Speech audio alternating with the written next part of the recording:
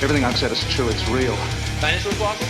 I'll have to put those here to test our faith. A damn lie. I saw him with my own eye. Did IQs just drop sharply while I was away? We did illusions, man. None of it is true.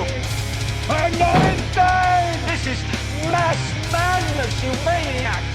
In God's name, you people are the real thing. We are the illusion.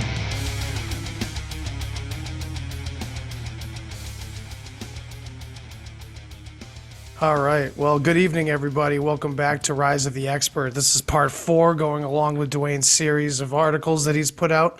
And he just released the 4th one. And that's Christian Dispensationalism and the Social Gospel. And we're going to really dig in. I know last week we mentioned getting into law, but we're not there quite yet. We will be there very soon. Yeah. But we need to do this first. And this is going to be a juicy one. Going to dig into basically the roots of fundamentalist Christianity in this country. Yep. And a whole lot more. And yeah, Duane, how you doing, man? I'm doing great.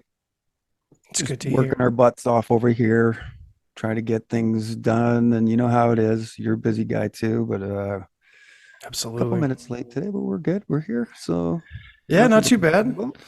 Are we live? We are live. Nice. And you just recently did an epic 3-hour podcast with the missing link, correct? Yeah. Yep. That's awesome.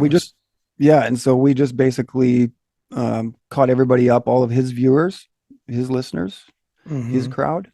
We just got them all sort of caught up on what you and I have been going through. So we just kind of covered the first 3 articles. Excellent. And then we rebooked for another month from now. So we should be able to get through 4 weeks here. And that will include probably a 2-parter on sociological jurisprudence. And then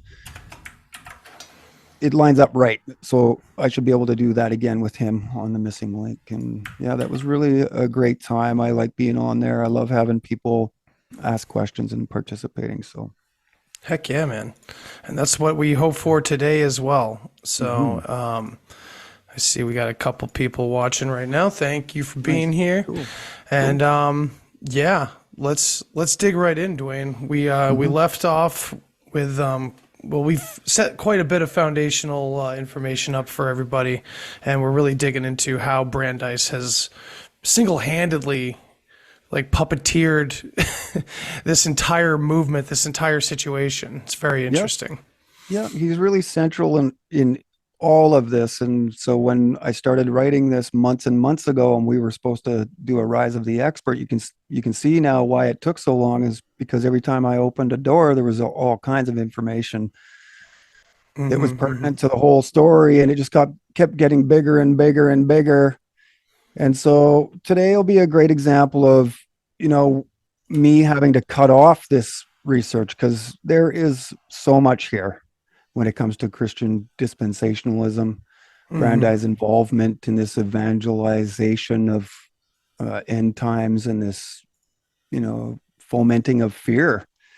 And so somewhere along the way, I want to talk about that. So if anybody's got any questions about that or any comments about how most narratives that we see out there are fear-based, and it's a parallel, whether we're talking Christianity or conspiracy theorism, it seems to be a common theme throughout, even alternative media and independent media. So I'm hoping now we're going to start making connections between socialism and this Christian dispensationalism. It's really Christian social activism is what they're doing, and they're through their works, they are actually attempting to bring heaven on earth. So it's very similar to other patterns that we're seeing coming out of other different groups. And what's interesting about this is these guys are all Bachelor of Arts, Master of Arts too, so they got the same education, except they've got PhDs in divinity. So they're all based out of Princeton and Harvard and all of these same places, except they're religious, and they're coming at this from a religious aspect. So there's a couple different groups that we're going to get into, And so we start with William Eugene Blackstone. He is really considered the father of Zionism because of his 1891 Blackstone petition. And so it antedates Theodor Herzl, his Der Judenstaat, and his involvement with Zionism. So really what we see is that Christian dispensationalists are the founders of Zionism. And Very so interesting. one of the connections that we're going to make here is between Christianity and socialism. And when you think about it, it's very similar in their methods and their goals, right? To take care of, equity, equality of outcome, right? Taking care of the poor and needy. These are very similar ideas. These are, so how different is it, that, the religious type promising, heaven on earth, or the socialists promising utopian society, and it all lines up as you see. So this quote is kind of just sort of orientating us correctly. Socialism offered not only a radical critique of American political and economic institutions, it also offered the seal, symbols, and sense of participation in a world transforming cause, often associated with Christianity itself. Okay, and so that's actually identifying the social gospel movement, which is the second group of people that we're going to get into. But they're all related underneath Christian fundamentalism. Okay, so this is all a giant movement. And it's all concerned with, guess what? Capital and labor, and all of the issues that are coming out of industrialization. Okay, just like the socialists are looking at the world, these guys are looking at the world the same. So Blackstone was a very well-known evangelical minister of his day, considered today a founder of dispensationalism, along with John Nelson Darby and the Plymouth Brethren in the mid-1800s. Other key names in the foundation of dispensationalism in America are James Inglis, James Hall Brooks, C.I. Schofield, and Dwight L. Moody. Christian dispensationalists interpret the Bible literally, believing in an approaching cataclysmic event as described in the book of Revelations. And that's the defining characteristic here. Yes. This is what they're mainly pushing. This is the thing we're highlighting most, right, Duane?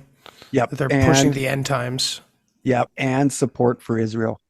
That is actually yes. the predominant underlying current in all of it. I would say one along with the other, this, as long as this, in a way, it was like, this is this is something that God wants and needs in order for this to all come to fruition. Yep. So from out of this group is where they popularized the fear of the future found in the biblical stories of the tribulation, the rapture, millennialism, otherwise known as the second coming of Christ. Dispensationalism is a storyline. It's telling history through a storyline, a sequential time thing that we'll get into. So the movement has also greatly assisted in the creation of a Jewish homeland in Palestine, and that it is primarily centered around the return of God's chosen people to Israel. This is one of the messages I'm reading in all of these guys' literature. This is really what they're talking about primarily. So these concepts, much to our surprise, weren't established tens of thousands of years ago, but a little more than 100 years before I was born. So these men were instrumental. So weird to think that it's that recent, at least these interpretations of it all. Yeah. You'd think that this is all so old, but it's like peer review and vaccines and all of these things created in the 60s. We thought it was like 600 years old. No, let me ask newly established. I need to ask a dumb question here. Sure. Actually, you know what? I forgot my question, so I'll hold off on it for now. But it will be coming about this. Oh, yeah, I found it again. Okay, so we've been talking a lot about atheism in the past here, like the idea of a secular people and secular academics being really central to the plot that we've been uncovering. Yep. But it seems that this is a totally opposing angle, and I'm just wondering is this like a dialectic of sorts? Is it just like a, what is it? What, You what do we, mean we're seeing? secular versus religious? Well, right. I mean, that's kind of what I'm getting at, because like we have a lot of the people that we've been covering previously are Jewish, but also secular, and not necessarily Jewish by faith, more Jewish by whatever you want to call it. But like we're talking about academics, we're talking about I don't know, maybe I have it wrong, but Yep. I feel like Well, we've been seeing a lot of like secular people involved in this, and now we're seeing the opposite, which is it's good that we're seeing the full spectrum of who it is, and we're not just being biased and saying, oh, it's all these atheist Satanists, and you know what I mean? yeah. Well, it's a journey to the truth. So we don't really care what their ethnic backgrounds are. We're just more concerned with their level of complicity, and their involvement, and whether they're guilty of doing things that are harmful to humanity. And Oh, throughout this, absolutely.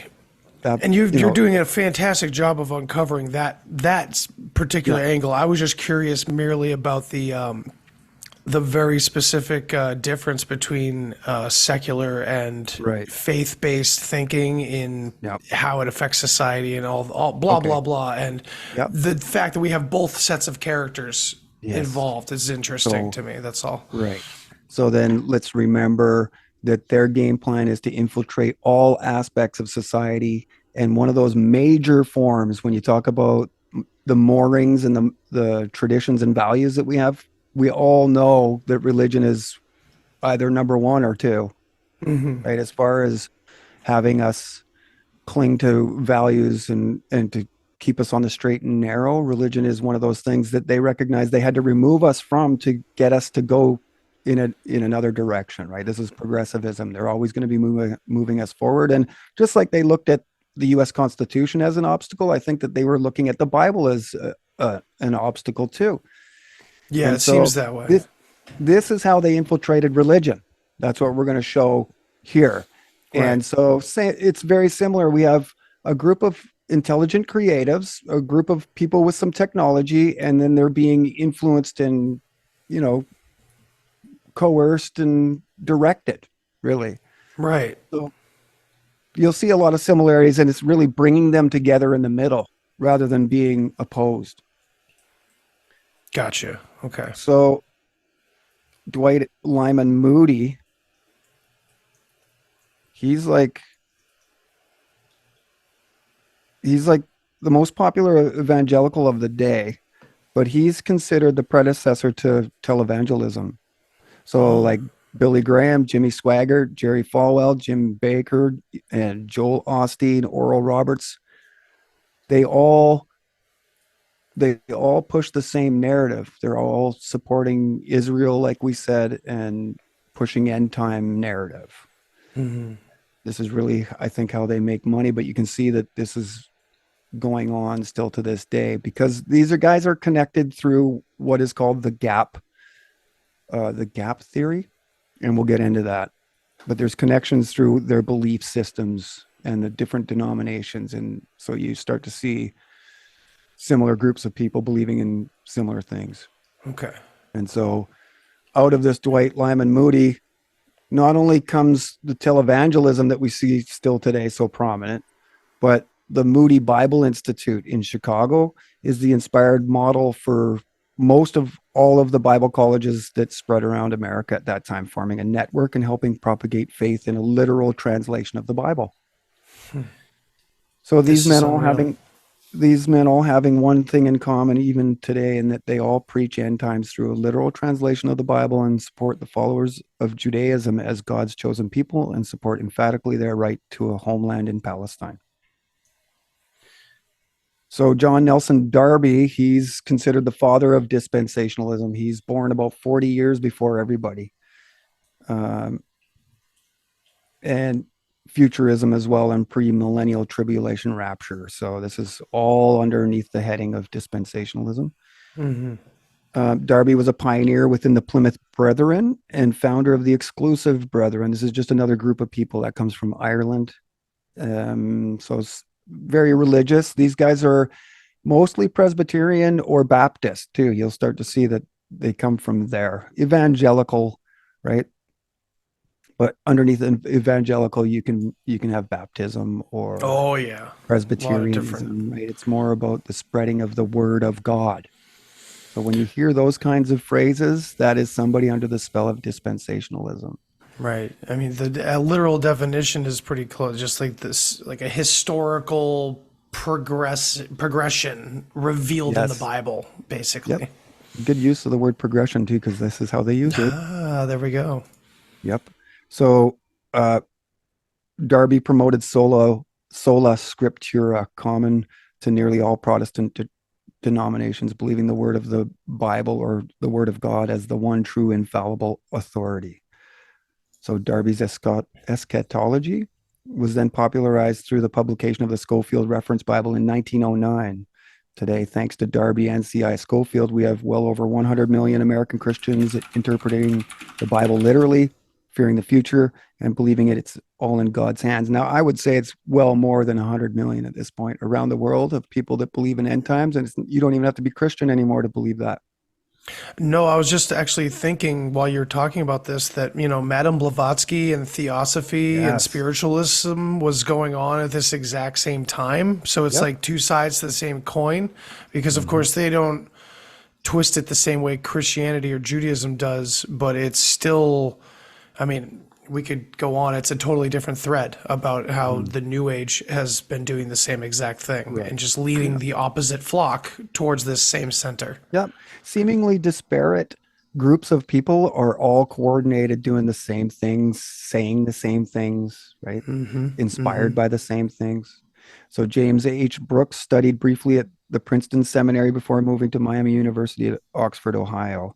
He was the driving force behind the Niagara Bible conferences that introduced Protestants from all over the world fundamental ideas of dispensationalism, including the restoration of Israel and a distinction between the saved and the damned.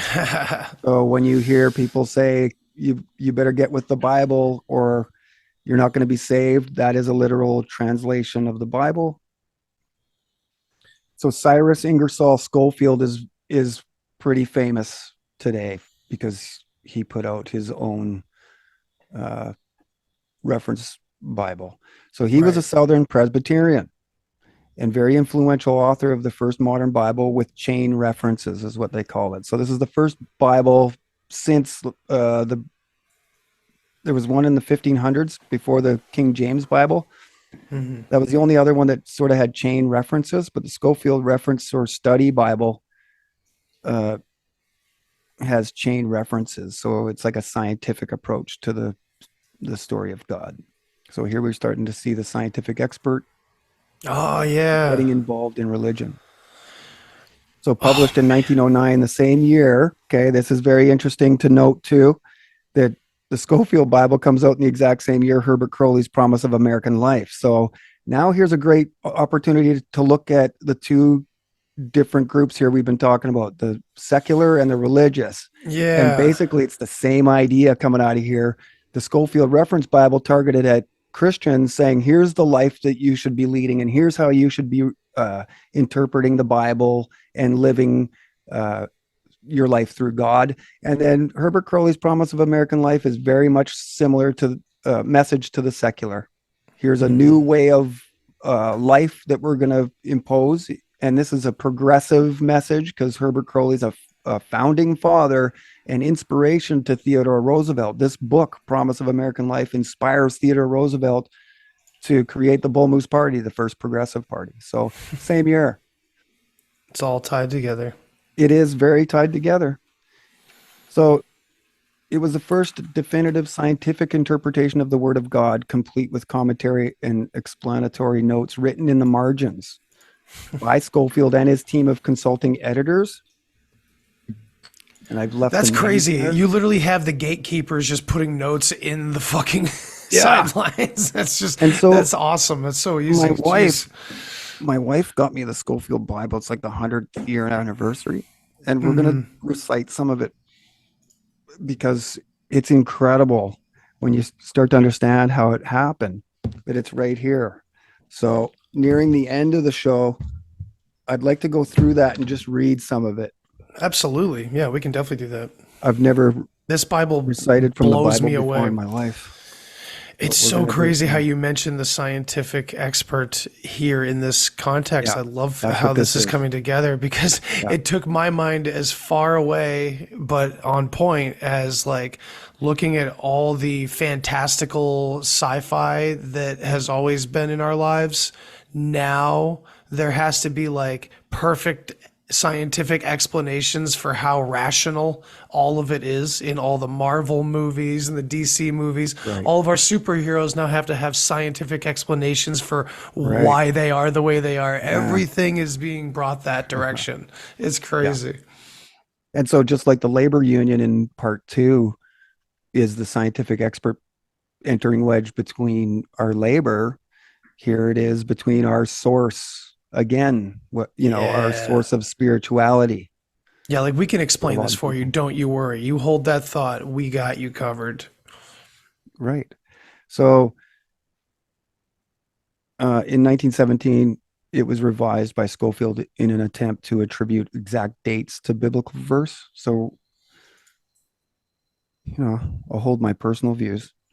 But you can imagine what they would be, me being a forensic historian and always on the search for truth and um, objective truth.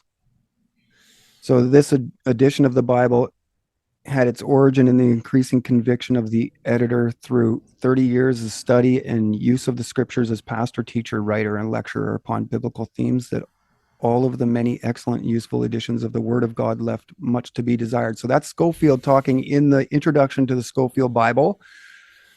And he's saying that, there's so many different stories about not just creation, but the story of God, that this is what inspired him to create a version with footnotes, citations.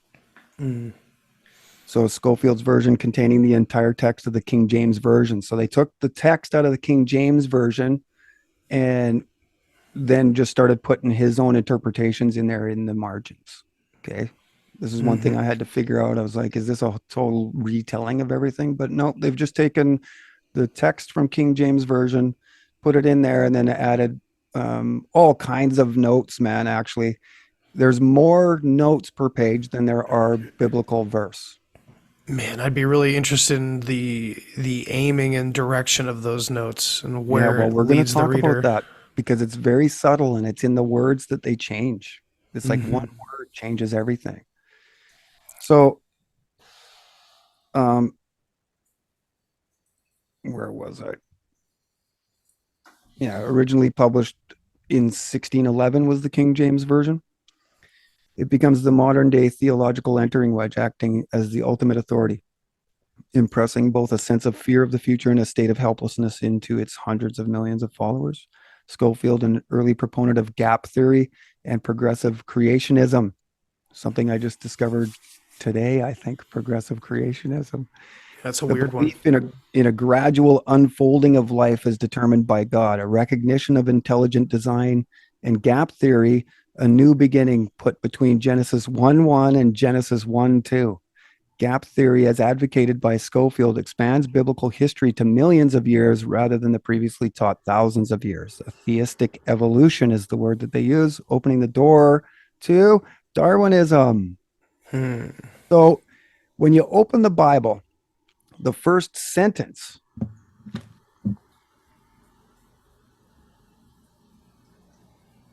if you just give me a moment here, I'm going to read it because Sure.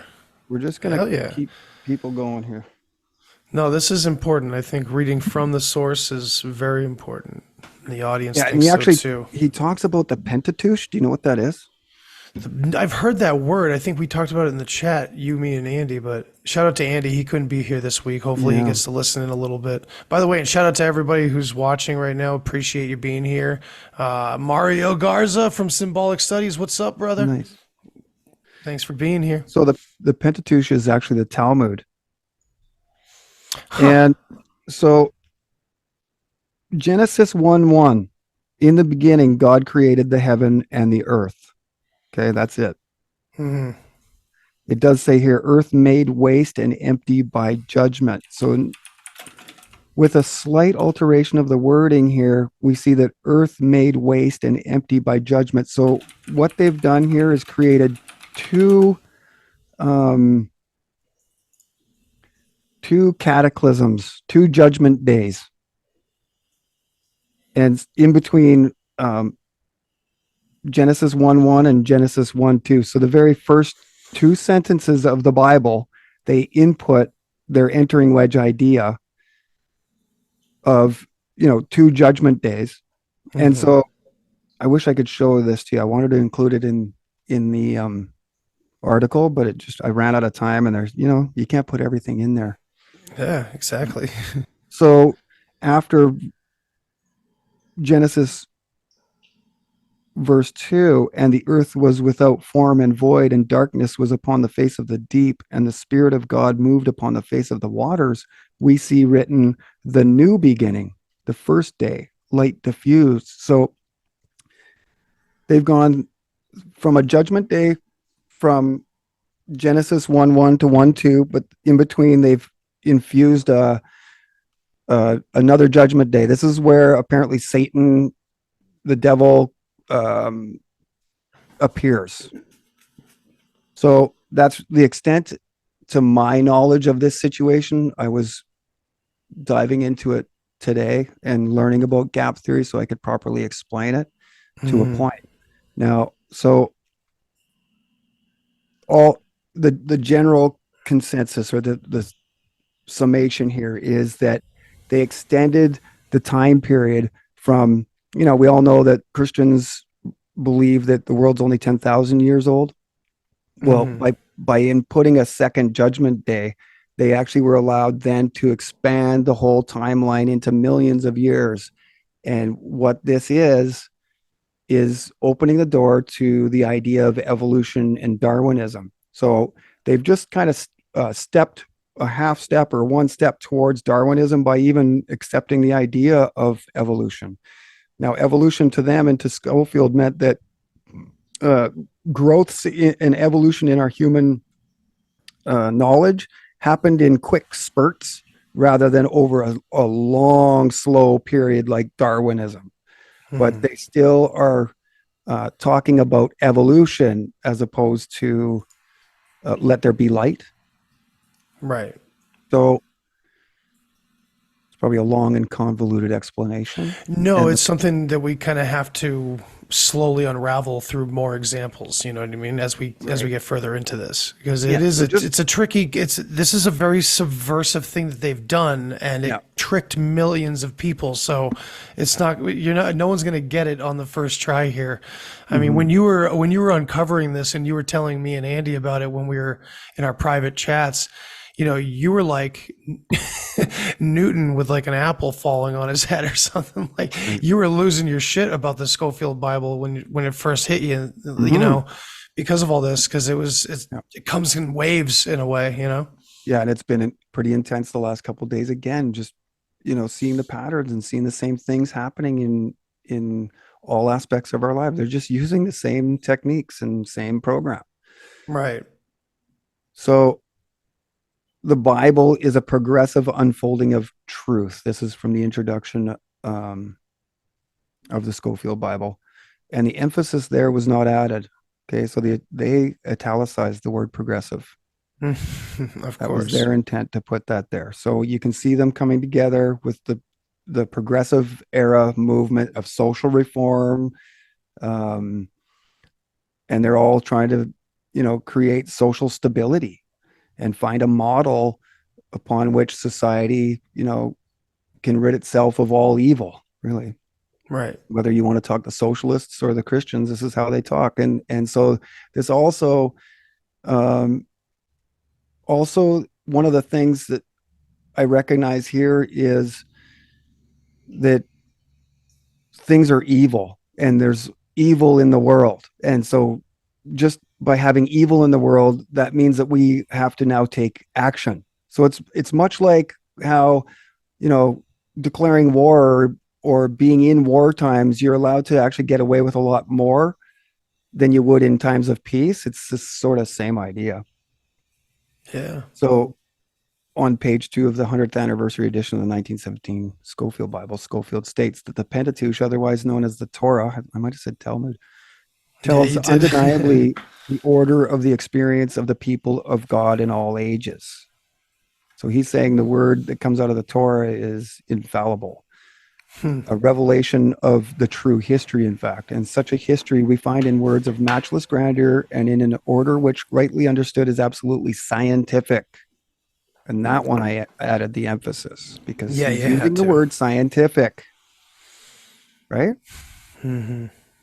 So, we've always known, or at least, I grew up in a world where science and religion were generally opposed to each other.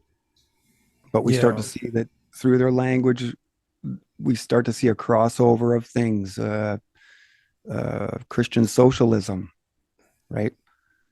What did I say earlier today? Sociological evangelicalism. Right. They're using these words and they're just crossovers. They're just using their own language to explain the same things. And honestly, there on another side of this, there is a number of reasons why science and faith and things like that can come together, but all of this has been manufactured. Mm-hmm. This is similar to what I've recently found out. Diving into David Icke's past, there was a guy who was exposing a lot of his influences, talking about theosophy and theosophy's influence on the entire New Age look at Jesus and the pagan gods, and how Horus had all these similarities to Jesus when in reality these were written in by people like Crowley and others, not necessarily literal, Yeah. Yeah. And that's a whole other aspect that's related to all of this too. Right. Yeah. Crowley's involvement in all of this is key to understand too. We just haven't gone down that road yet, but I can already We're going to see, be doing, we're going to have to do other series for sure, going into different areas of this, because again, they've captured all of society, all avenues. Yeah, if you think about all the different personalities in this world, they just found all of the different things that appealed to everybody and started to infiltrate them in the same way. It's so nuts. It seems so insane. It seems so far out until you start digging into the forensics of it all, as you have. Yeah, and it becomes very real. So one further note here is that we said earlier that Scofield was a Southern Presbyterian, and Woodrow Wilson's father created the Southern Presbyterian Church and served as its leader for nearly 40 years. He was central in organizing the breakup of the Presbyterian Church into a North and South. Ruggles. So Woodrow Wilson's dad's name is Joseph Ruggles. Right. Wilson. And so nobody talks about him, but I went back and looked into him because it seemed like he had a significant role in, Woodrow Wilson's upbringing, and certainly he does. And we start to see that this pattern, there is actually not very many men in this story of the early 1900s that don't have very influential fathers doing the very same thing the generation earlier. And after these guys, their children too. And we're going to show you at the end of this show where Louis Brandeis's children are today, and it'll just blow your mind. And what they're doing and what their interests are and the words that they're using. It's incredible. So what also parts in of 1909, society are they influencing? Pardon? Sorry, what parts of society they're influencing? Yeah, the exact same ones. So also in 1909, Harvard University President Eliot lectures to the Harvard Summer School of Theology and speaks repeatedly of a new Bible, resulting from historical study of its books in the light of recent researches and of new knowledge of the development of the world and mankind. Eliot stated the importance of this new religion in outlining the intellectual progress of the last century. So I've included that there on the left-hand side under Scofield. It's the Congregationalist and Christian World event and comment. So I've underlined some of those key sentences in there. So here we see there's no other Bible that this guy can be talking about. We know that Eliot is totally connected through Phi Beta Kappa to all of these same people. And here he is talking to a summer school seminary on Harvard campus about a new religion from a new scientifically based Bible. This is so nuts. So you start to, you got presidents from Ivy League universities now behind this too, supporting it, embracing it, pushing it along. And the Scofield Bible is published by Oxford Press too. So, they're advocates also of gap theory. They all want to extend the idea of history in the minds of Christians so that they can then try to get them wrapping their heads around evolution eventually. You mentioned also and I didn't ask you about it, but you mentioned putting like Satan being brought into the situation. Yep. That's what they believe. And he's inserted between Genesis 1:1 and 1:2. So I encourage everybody to go onto YouTube. There's a few really good videos out there on the gap theory. And okay. So we're not going to get into it too deep because I really don't know that's it well okay. enough to explain it well enough. Just to put a point on it, Yep. you're basically showing this is the evidence for how it's quite well, no pun intended. There's a gap between the actual Bible and what these words like devil, Satan, Lucifer, all these distinctions are, versus what they've kind of done and have literally put like this big enemy figure in a more fundamentalist kind of way. Or I would say that it's a dialectic. Okay, yeah. You know what I mean? Like there wasn't a second judgment day, but they changed the Genesis 1:2 to be in the past tense. They changed the tense of it so that to read that is implied that there was already one judgment. And now this is where Satan came alive and started, doing what he does. Gotcha. Okay. And so then there's a second judgment day.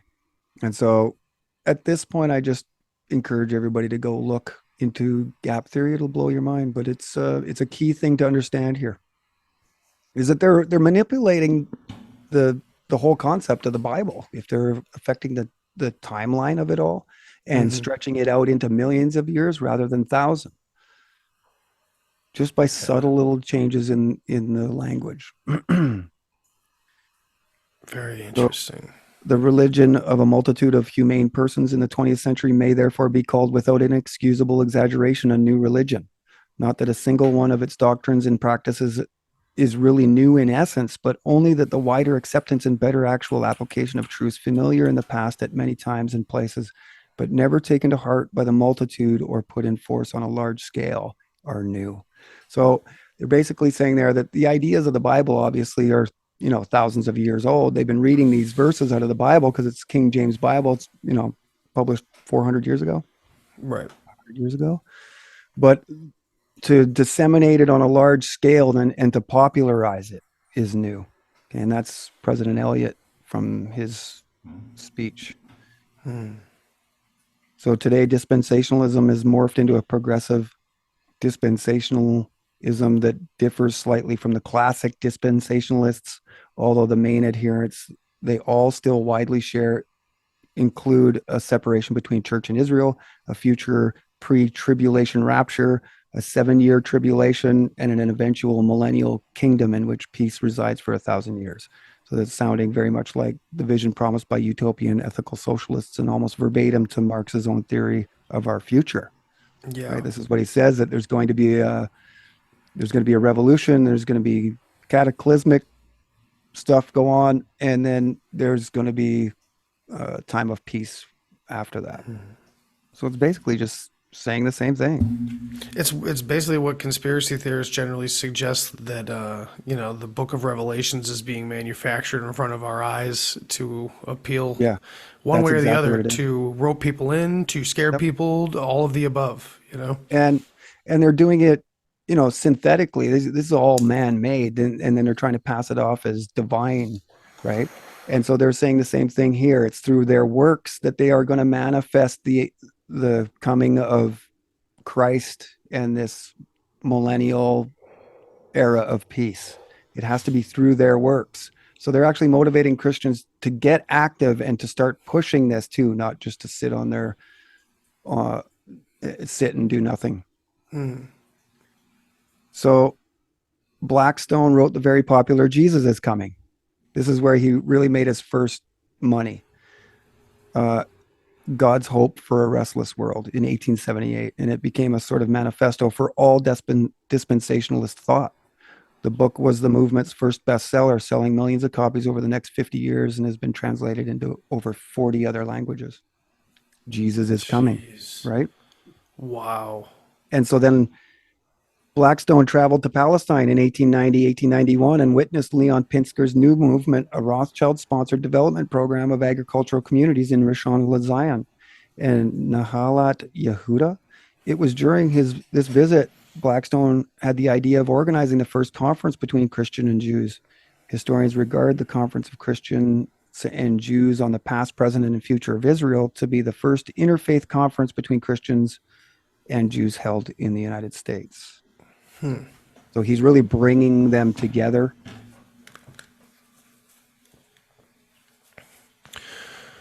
Which, I mean, yeah, it looks on the surface of things like, oh, that's great, putting differences aside. Yeah, it's like everything else.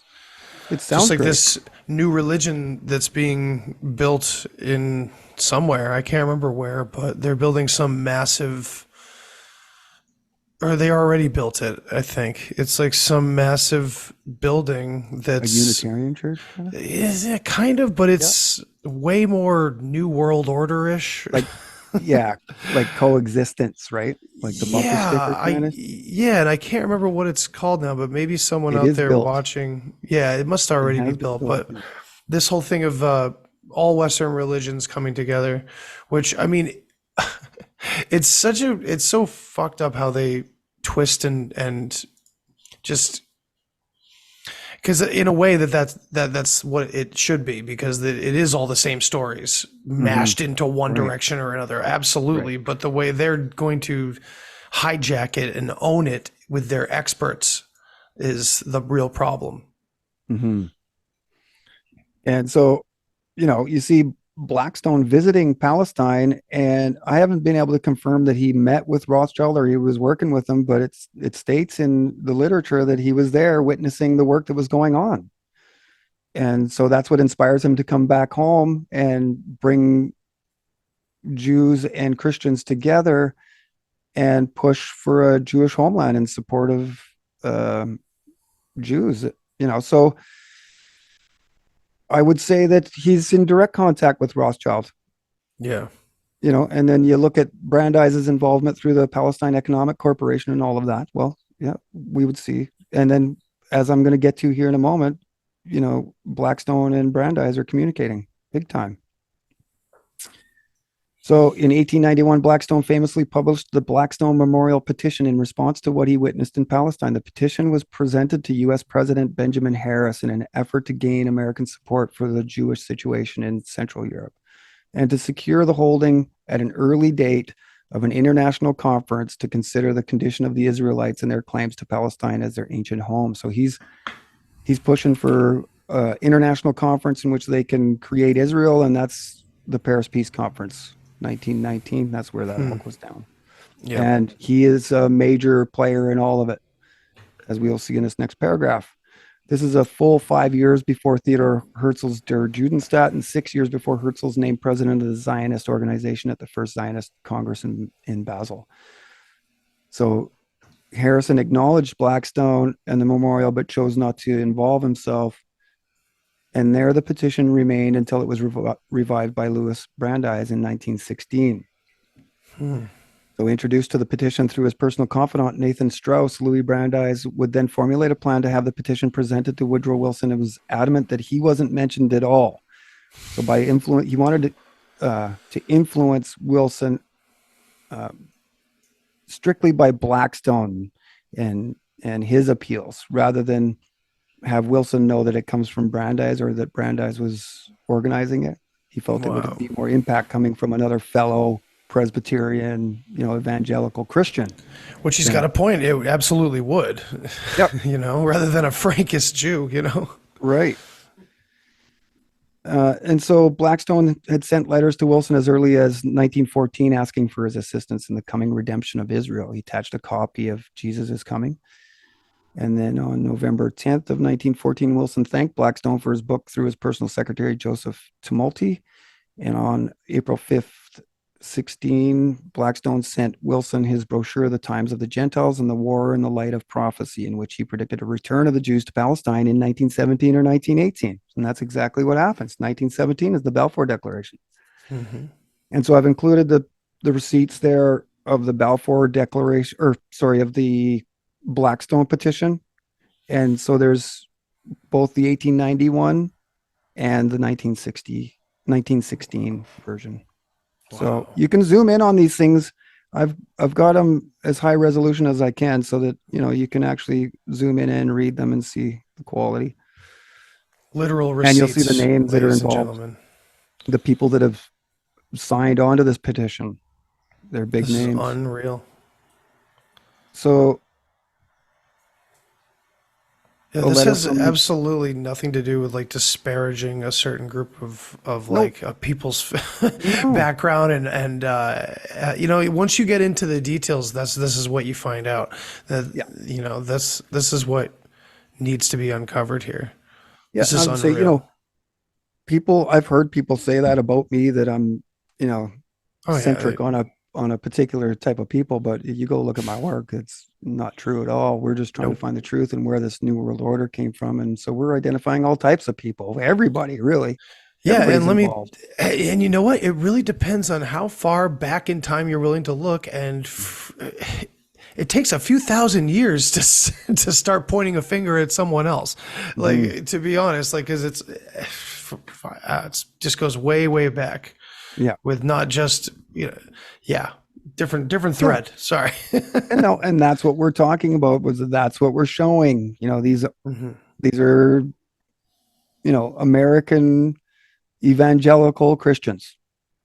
Right. That's who is considered the father of Zionism. If you go and look deep enough to find the true source, it's going to be him, William Eugene Blackstone, who is a direct descendant of the first settler of Boston. So there's familial, Blackstone. I live 15 minutes from Blackstone Valley. Right. And that's got to be named after him. It makes sense now. For sure. Yeah, that's crazy. Sure. And it's Blackston. The first Blackstone that shows up as the first settler of Boston. It's Blackston, but it's the same family, Blaxton.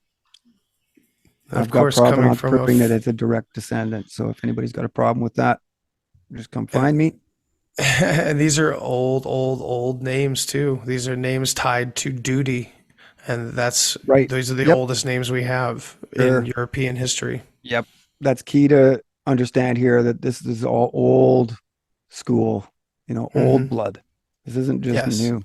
This goes back close. 6, 7. Some of these guys, these ministers are, 6th and 7th in line of former ministers of their family, right?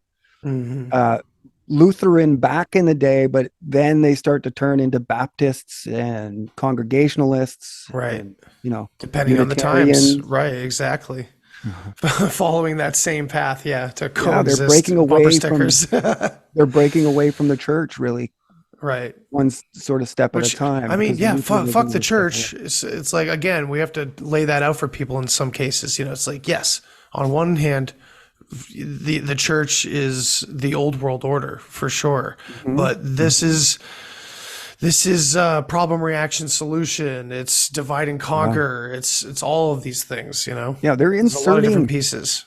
This is good to know for today too, because they're inserting evil. And then they're claiming that this world is evil, much like they do today. I mean, without the thought of an evil world, how much would they get away with? Right. That's just a fresh thought of mine just in the last couple of days after this latest research.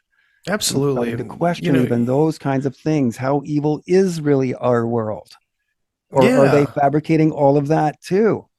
That's something I ask myself often. I talk to my wife about that often. How much of the horrors and the awfulness, it's what Bill Hicks said so long ago too. You look on your news and it says rape, death, famine, murder, and you look out your window and it's just chirp, chirp, chirp, chirp. And they claim that they do so because it gets good ratings, but Hmm. I don't think so. I think that, human nature at its very core is not meant to be No, but we're broken. evil. So therefore these things do appeal to us. So it's like we're a Right. broke this is a different thread. You and me have to have a free for all episode Yeah. soon just so Okay. we can go back and forth for sure, but Yeah. yeah, we're a broken people because of what's Yeah. been done, maybe naturally on some levels, but also manufactured on other levels, Yeah. wars, things like that. But one way or the other, all this nefariousness does appeal to our lower natures that we are all being ruled by. And that's why it always comes back to our own responsibility, not only to Yes. do our own research, but to grow our own lives and grow our own selves and be, better ourselves away from Yep. who gives a fuck who gets into office or whatever. Hmm. None of them are coming to save you. None of it's coming to save Hmm. you. You're the only one that can really elevate yourself. And that may seem like a very godless take on it, but I don't mean it to be that way. Just Yeah.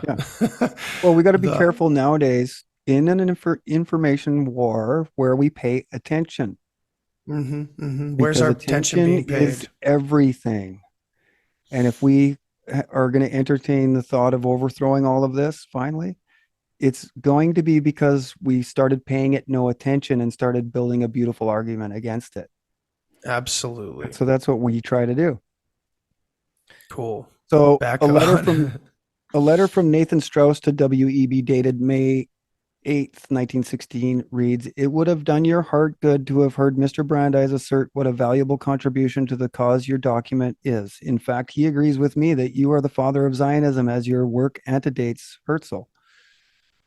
So Wilson was presented with the 1916 Blackstone Memorial on May 5th, 1916. Attached was the original memorial with its 413 signatures. The petition is signed by John D. Rockefeller, William Rockefeller, J.P. Morgan, Russell Sage, so that's Skull and Bones, Chauncey Depew, and nearly 400 others. There's all kinds of other names in there.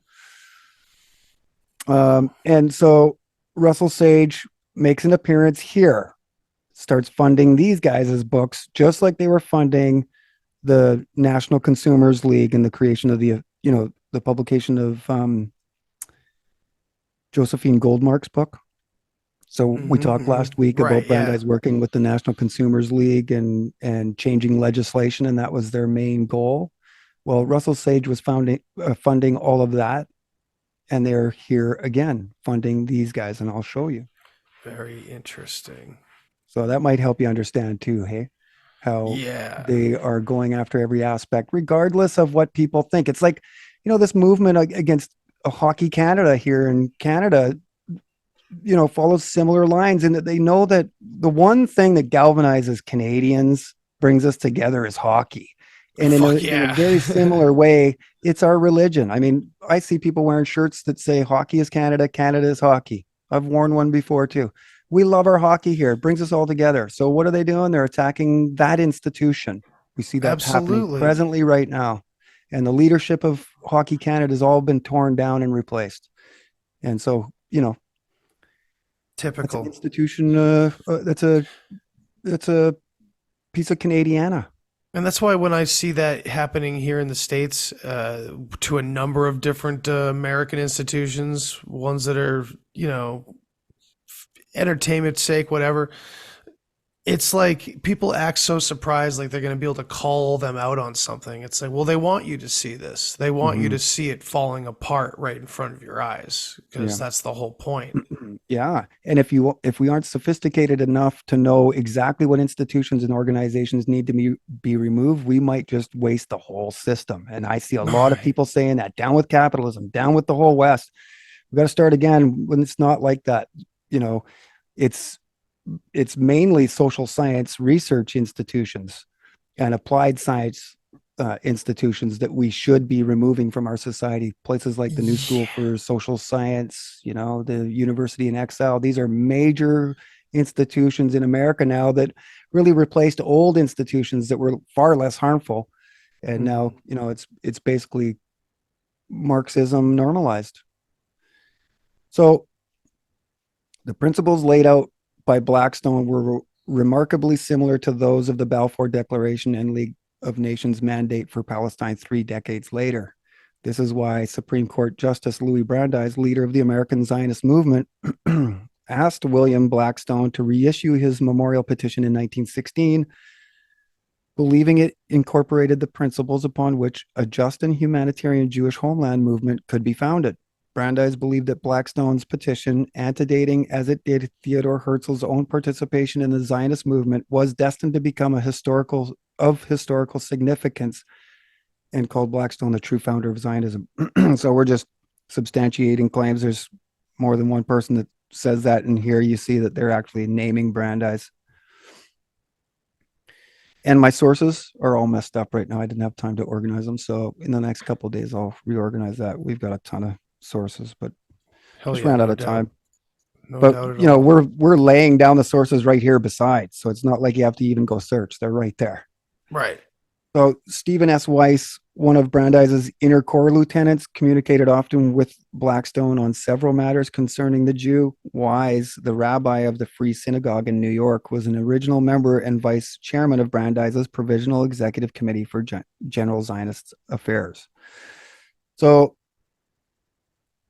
Stephen Weiss is one of the lieutenants we've talked about in part 1 and 2. Here he is again, and he's communicating directly with Blackstone. So Brandeis, as the U.S. Supreme Court Justice, we talked about how he had to step away from his connections in a lot of places, especially his Zionist ones. Well, we see the same thing here. It's his lieutenants that are actually doing all the work, but he's definitely steering everything from behind the scenes. So they just use the same patterns over and over again.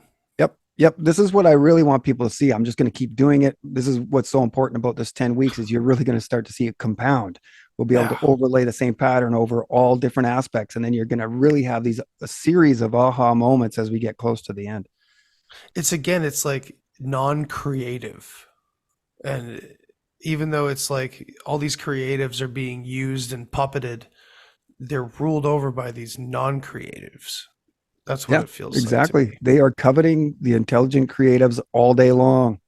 You know, all of these child proteges, because if the government can coerce them, then they've got all the smarts too. There's a brain drain on our side.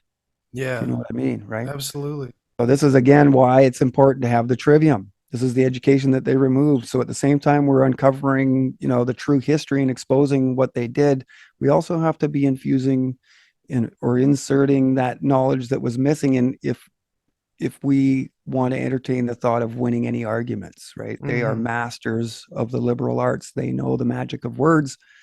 They're wordsmiths, as we know. Quite literally.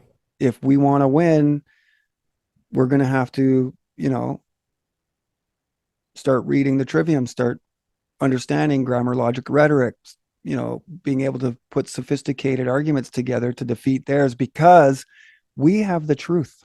They don't. So it's all about finding the right argument to break theirs down. And it's this usually is the one thing that should always give us so much confidence, Andy, is that we have the truth. They don't. They're coming from a place of weakness. We have strength. So we should never screw that up. We should never, ever look like we aren't confident. Yeah, and it usually is empirical evidence that they really don't want us having. That's the primary source material. Yep. We're showing through their literature and you know, through artifacts what really happened. And they've turned everyone off to it. In the background. No, of course not. Off the internet.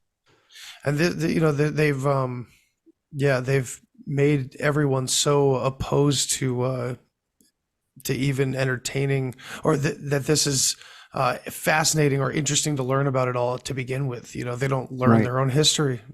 Yeah. They go to the experts. Yep. Here's a letter from Brandeis, May 22nd, 1916. My dear Mr. Blackstone, it starts. I am very glad to know from your letter of the 15th of the memorial, which you are preparing to present to President Wilson, reviving the memorial which you presented to President Harrison 25 years ago. That document, annotating as it did Theodore Herzl's own participation in the Zionist movement, is destined to become of historical significance. And I trust that you may be as successful in securing support for this new memorial as you were a quarter of a century ago.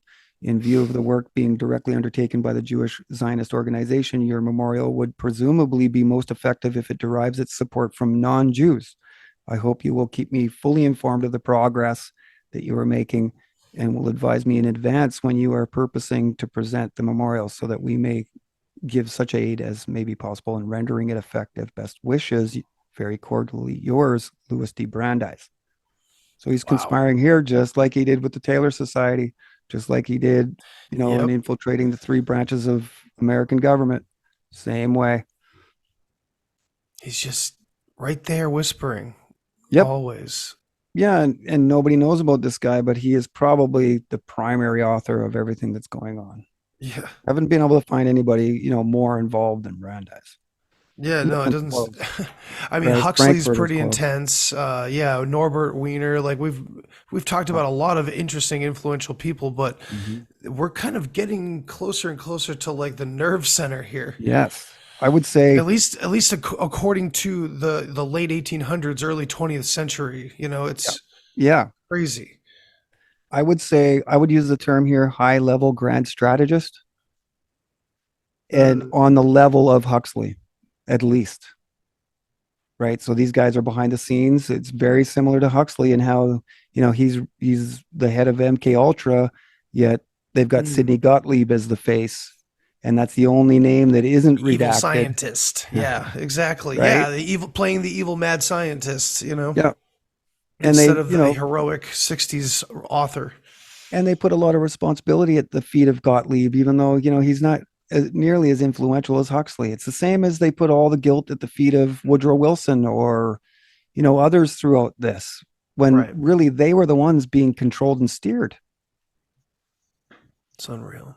So Brandeis actually had Blackstone address the Zionist General Congress in Philadelphia in 1916. Blackstone spoke in front of 4,000 at the Metropolitan Opera House. Brandeis introduced Blackstone as the most important ally Zionism has outside of its own ranks.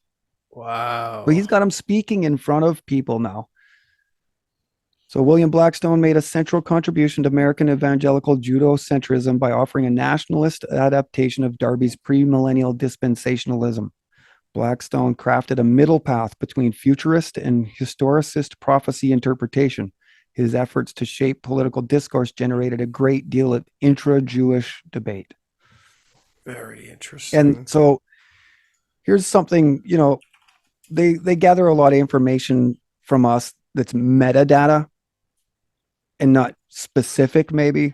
And here's a great example of us collecting metadata on them. For anybody that's wondering just how close Brandeis and Blackstone were, well, there's 47 pages of personal documents regarding Blackstone Memorial Petition in the Brandeis papers. Now, we can't get access to those and we can't see exactly what they're saying to each other. Some of it we can, but the majority of it is behind a gate. 47 pages of communication says a lot. Yeah, I'd say. So today, Blackstone, like the rest of the dispensationalists, occupy an obscure area of history seldom considered. Blackstone helped found Biola University in Los Angeles and was its very first dean. Yet in 2013, during a commemoration of another Biola founder, Reuben A. Torrey, where a bronze plaque was presented upon which it stated Torrey and not Blackstone was the first dean of Biola. Blackstone seemingly erased from the history of the very university he helped found. As of 2015, they've named a student's residence after him. And on the website, they do finally acknowledge Blackstone's importance to the university as its first dean. But they never changed that bronze plaque. So it states here, unfortunately, the plaque included the statement Biola's first dean. At the time, many old timers commented, that's not correct. William Blackstone was the first dean. Written communication subsequently corrected this error, but the bronze plaque remains unaltered. Thus, nearly everyone today is unaware that William Blackstone, not R.A. Torrey, was Biola's first dean. So he's in obscurity even there, which is kind of weird, right? Like they're trying to protect him. Right. And so more communication on the left-hand side. I invite people to go look and read. So that gets us through the dispensationalists. So that's one group of people that Brandeis, we've proven, is, deeply involved with. Hmm. So now we get into the social gospel movement. And This is where it's going to get weird. yeah, well, it's all underneath Christian fundamentalism. This is just another group of people creating the sort of same ideas. Now, we're looking at Walter Rauschenbusch there.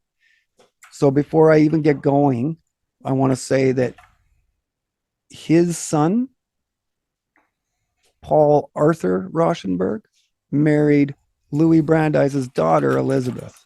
Oh, Okay. So think about that.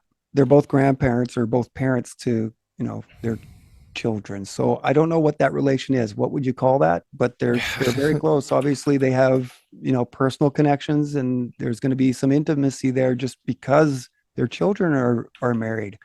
right. So it's important to know that as we go forward. This is the connection between Brandeis and the social gospel movement. So Yeah, the name by of Walter blood, by Rauschenbusch, relations like this. Wow.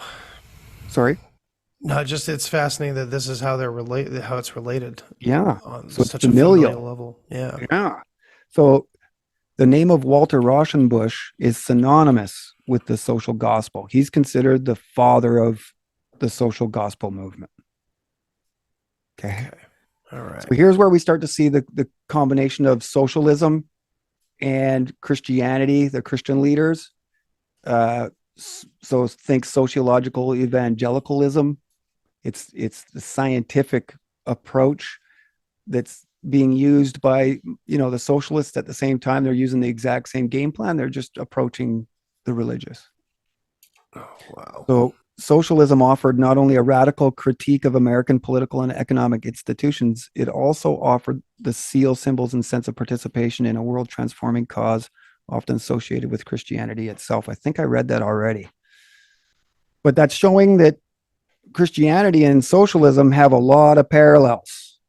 Just like, British imperialism and colonialism all have similar parallels to Zionism and, other isms, Right. including corporatism, sort of global expansion, global dominance. It's all sort of similar parallels. This is why they could get along, because they had similar ends. They were just all disagreeing somewhat on the means. Which is kind of perfect for the people running the show. That way, no one is ever too close. There's like a natural compartmentalization. Yeah. Yep. This is key too. Compartmentalization. You see it all over the place. Yeah. So none of these groups are really benefiting. It's They're whoever's not really behind knowing. them. I don't think that they understand the overall game plan, because they're in a lot of ways empaths. They're compassionate people for what's happening. And so we're talking about the noble lie and, the unattainable ideal, that mechanism, that tool to manipulate and persuade people to do their bidding. It's something we see today, quite often. For sure. People taken advantage of by their own social cues and yeah. And it their own wouldn't be morals. happening if we had learned from our history.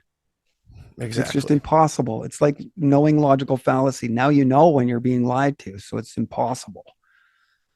So Walter Rauschenbusch was born in Rochester, New York, 1861, to Carl Augustus Heinrich Rauschenbusch and Carolyn Rump.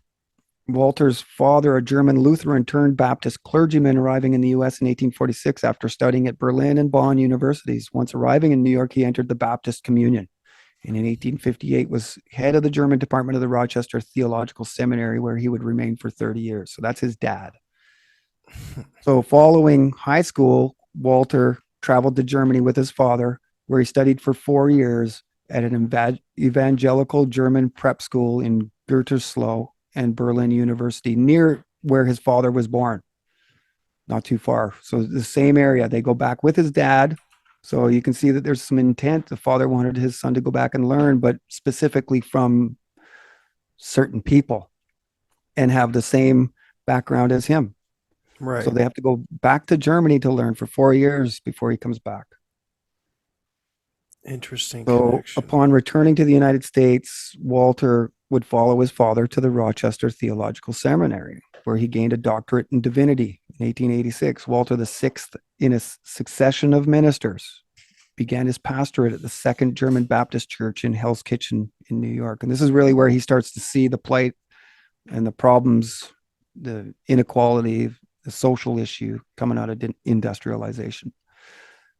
Rauschenberg felt it the responsibility of the church to improve the deplorable urban conditions in the tenements brought on by industrialization, and along with several others, founded the entire social gospel movement through the creation of the Brotherhood of the Kingdom. Interesting wording there. Yes. So the social gospel movement was an outgrowth of Christian socialism.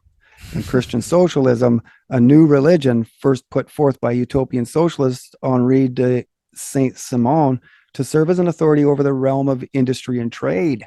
So just like Brandeis is trying to solve the issues between capital and labor, so are the Christians. I mean, this is really the catalyst.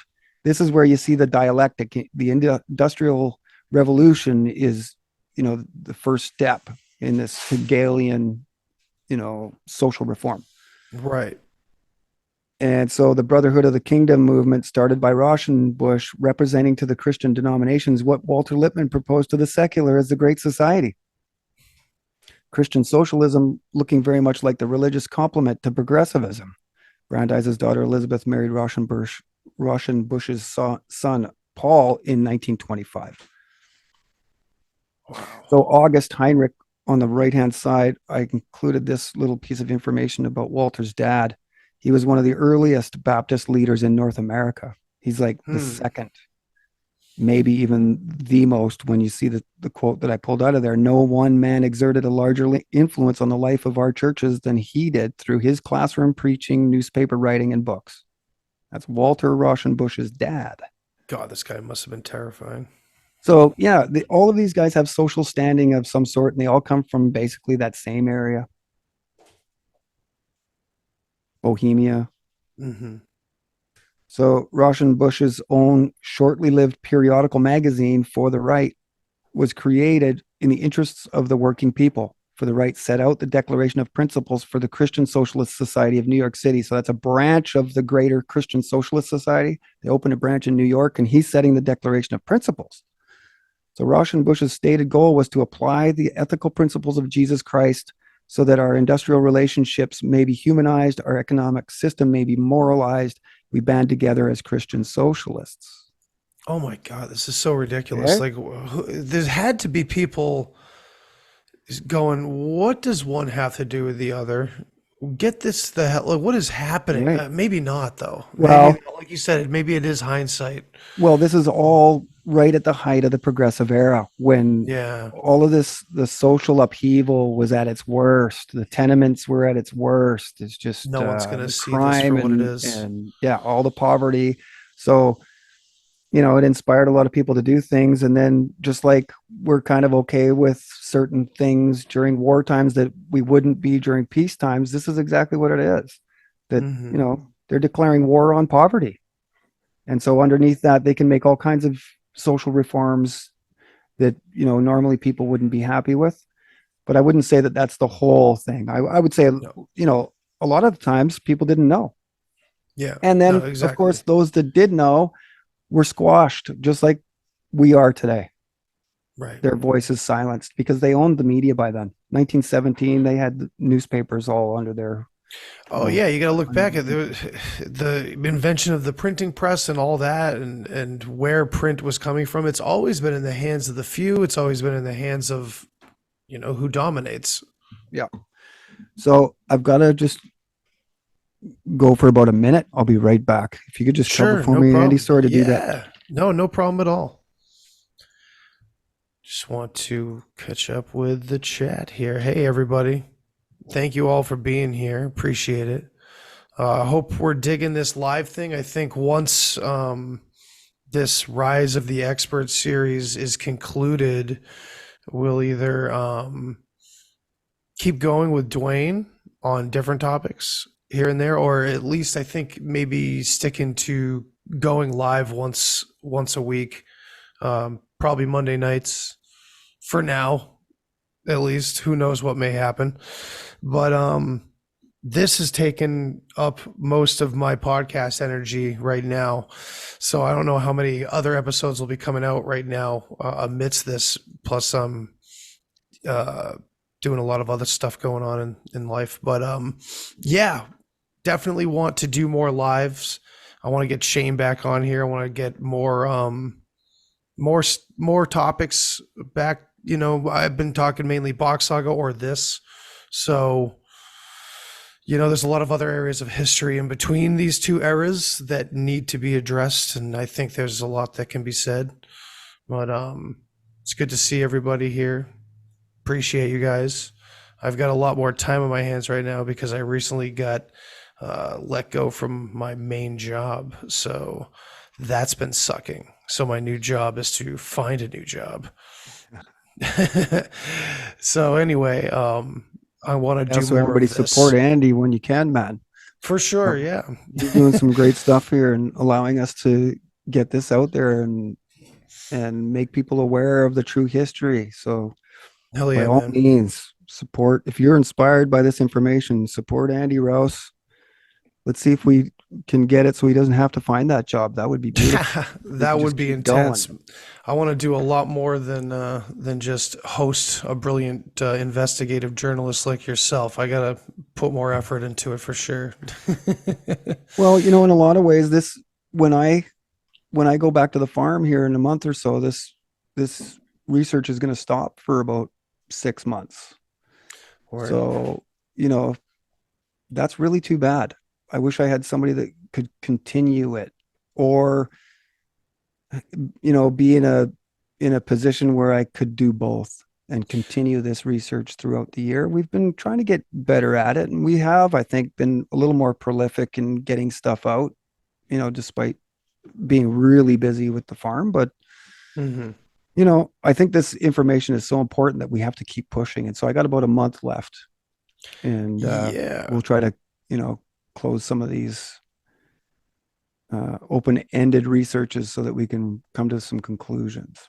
And I also feel that pressure, not to your level on the farm, but you know, we're gearing up now. My wife's getting all her seeds in order and what we're planting, and Yep. we're going a little bit simpler this year than we did the past few years, which is nice. We're going to streamline some more of our popular vegetables that we want to grow, Right. you know. But yeah, it's going to be just more shit on my plate, you know. So who Right. knows? Maybe some of my lives will be focused on the garden and focused on Yeah. farming and stuff like that. Who knows what the future will bring there? But yeah, we want to get back to what we're talking about here with the Mhm. social gospel. Yeah. So the Christian socialism that Rauschenbusch embraced stood aloof not only from Marxian doctrine, but also from any socialist party. We are concerned with principles, not with methods. We are evolutionists, not revolutionists. In this sense, we are socialists in the spirit rather than the letter. Now, I put that in there because it sounds a lot like when Walter Lippmann said, the adjective we like is new.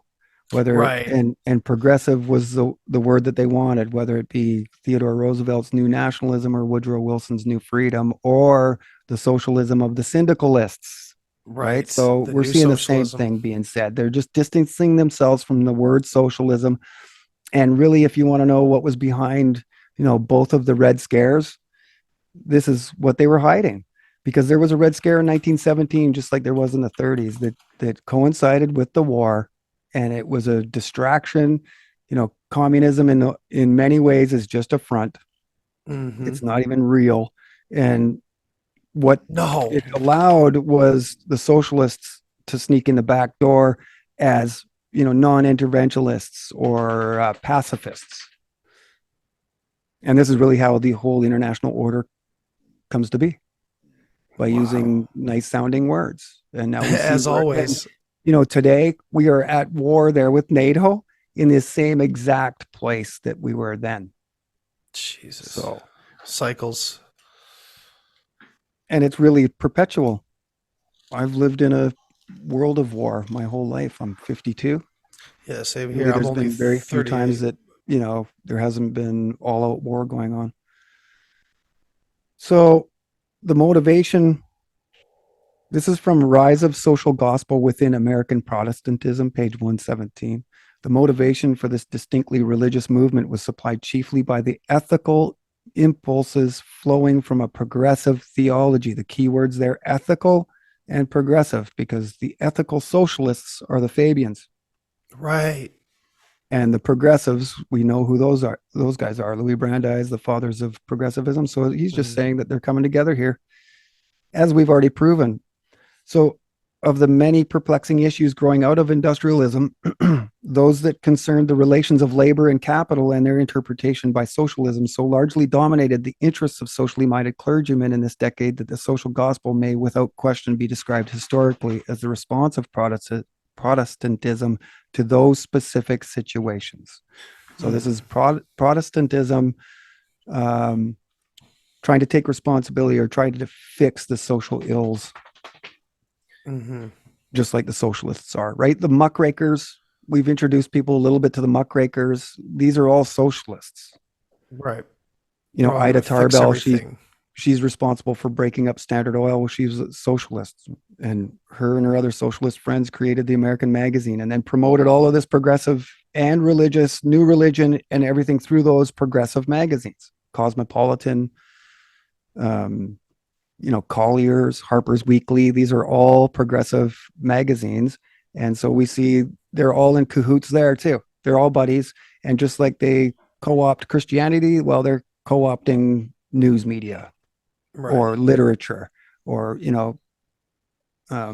Popular scholarly media. work, the intellectual aspect of society. You think of Carol Quigley and he talks about the 7 aspects of society. Well, intellectual is one of them, just as religion is. Right. So they're just identifying the different aspects in which they need to reorient us.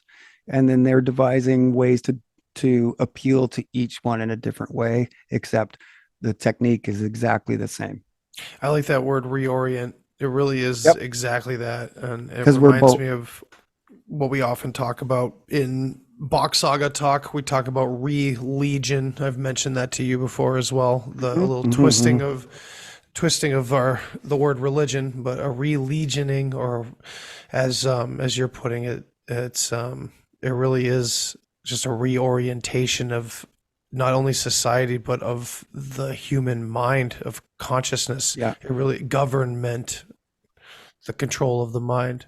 Yeah. And we talked about how government and cybernetics really have the Boom. same definition, Yes. right? Controlling society as if a helmsman on a ship. Right. And so the ship analogy works so well, whether you're talking law or, social engineering, because they wanted to remove us from our moorings. So our boat is anchored to things that we appreciated and valued. And so then at the same time, they understood that they had to, break us free from those things in order to then start steering the ship in the direction that they wanted. Right. So Francis Greenwood Peabody, that's a famous last name. I haven't made any connections, but I'm assuming 100% that he's connected to the famous Peabody family. He's a professor of ethics and theology at Harvard from 1880 until his retirement in 1913. The Unitarian studied at Heidelberg and then Leipzig and Halle universities. So we're just showing that all of these guys get the same education. So Charles Richmond Henderson, Baptist minister, Bachelor of Arts, Master of Arts, Bachelor of Divinity. So 1892, he was asked by William Rainey Harper, president of University of Chicago, a devout Baptist himself, to join the newly formed Faculty of Social Science at the University of Chicago as a professor of sociology. So here we have a Baptist minister, but also a professor of sociology. So in a lot of the literature that we're going to show you, he's labeled as a sociologist, not a Baptist minister. That's interesting. Two very. One more thing I was going to state here, but I can't remember it presently. Oh, and Chicago University was designed. They built the thing from the get-go to be the first Baptist university. So baptism is all over this. Wow. So 1892. It's so weird to see social sciences and religion coming together right like this. Now, Andy, we're preparing everybody for law. because Yeah, some of dude. these guys show up in the law articles. Okay, Mhm. this is an amazing coming together, but we got to just keep following it through these weeks. And as we get going, it's kind of like a fireworks show, man.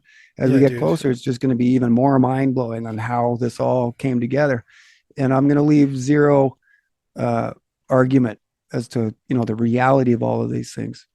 Hell yeah. Hopefully through this 10-week program, because in my mind, I'm totally sure that these things have happened. I know that this is what's happened.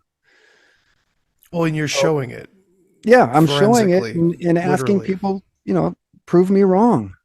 Right. I mean, what we're creating here and what we're showing is the most reasonable explanation to how we got here. Yeah. Yeah, Right? if we're talking like what has occurred over the last 100 years Yeah. or more, 150 years, this is what's been going on. Yeah. And We're of course, talking it stretches way further back than that, we're talking social contract. Yeah, We're being quite mature and literally. sophisticated and going at this in a responsible way. We're not telling you aliens are coming from outer space or, not No. spreading Q-tartary or any of that stuff. We're going to the sources and, I'm not saying this is the end all and be all because nothing is entirely, but if we're talking human beings on planet Earth, primary source material and source material is the best way to go. And you should land as close as possible to the truth that way. But if we're going to let ourselves be steered by emotion and not really pay attention or take responsibility for where we pay attention, well, we can end up anywhere. And that's, a boat out in the storm. Imagine you get out there wrapped up in all of the emotions. It's like being out there in the middle of a storm. And what happens to a boat when that happens? If not Destruction. capsized, you're at the whim of the weather. You're at the whim of Exactly. the winds. So it's exactly the same. Analogous, but So Beautifully said. William Rainey Harper is the president of Chicago University, a devout Baptist himself.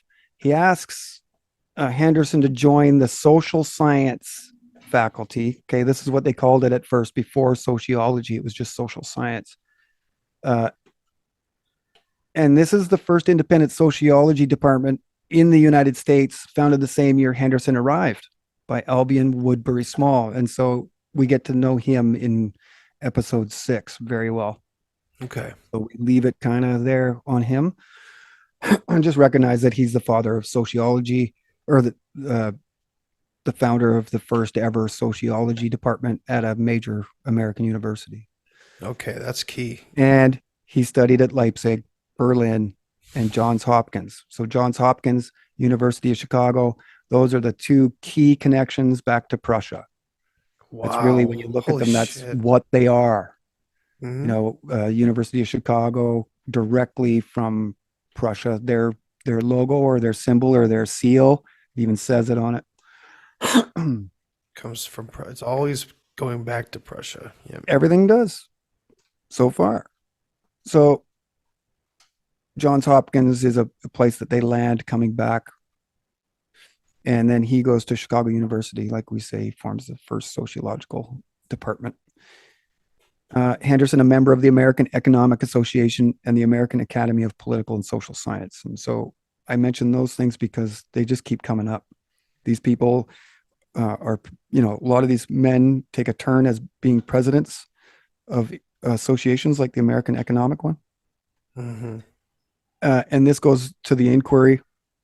Once they start establishing this on an international level, it's the same thing. All these inquiry members are presidents of the American Economic Association or the American Statistical Association or the American Historical Association. So what is that but taking total control of the social sciences? If you know what the Bingo. social sciences are, that's what it is. It's like anthropology, history, economics, and that's what all of these professors are. And they become, the authority at the fountain and determines how much information goes out or if any at all. And they become the spokesperson for entire aspects of our lives and entire fields of study. Again, this is the spokesperson, as we call it in this series, the expert. This is as you were saying earlier, man, to me in the chat, that the expert is all over this stuff. Yeah, it's everywhere because it's literally the control of how we perceive these topics of reality. Yep, that's a good way to say it, because you'd mentioned the last time that maybe we misnamed this series by calling it The Rise of the Expert. But as you start to see that this is exactly what it is. It's just being told through basically one man, because Right, yeah, he's but so influential in it. it's not just him, but it is, yeah, it's all these incredible characters. Yeah.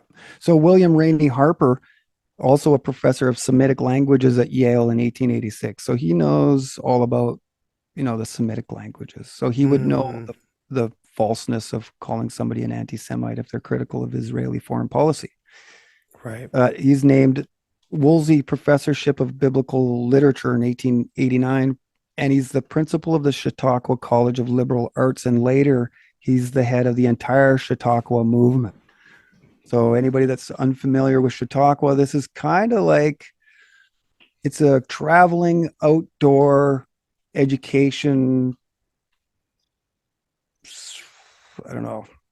It's almost like a traveling circus, but they're teaching people Christian values along the way. Chautauqua movement, I was introduced when I was doing my research into the Pacific Palisades and the Exilitrator and the political salons up there.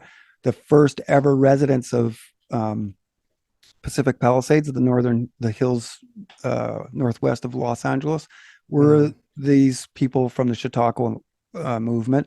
And now the demographics have totally changed, and it's almost all exclusively Jewish owned homes in the Pacific Palisades. Interesting. For just over 100 years, it's totally changed. So that's why I want to include that, because Chautauqua was also an important movement in all of this, just like the social gospel. It's just an aspect of Christian fundamentalism and the spreading of the word of God. But here they're going out in a large group of people, bringing tents and tables and lecturers and ministers to help propagate the word of God. Yeah, I'm watching an Like HBO missionaries series right now called the something gemstones, like the royal gemstones or something like that. It's about a fundamentalist Christian evangelical family. And they're telling this story. I'm in like season 3 now, and it's kind of like watching The Sopranos, but instead of like organized crime, it's organized religion, and it's basically the same thing. It's pretty wild. Yeah. And so, in a lot of ways, we're asking people to just take a fresh perspective, take a new look at things. And here, it's very similar. To understand that socialism and Christianity are very, very similar was something new to me, but totally makes sense. Yeah. And you can see how they all know it and they all admit it. It's very obvious that they're working together. So,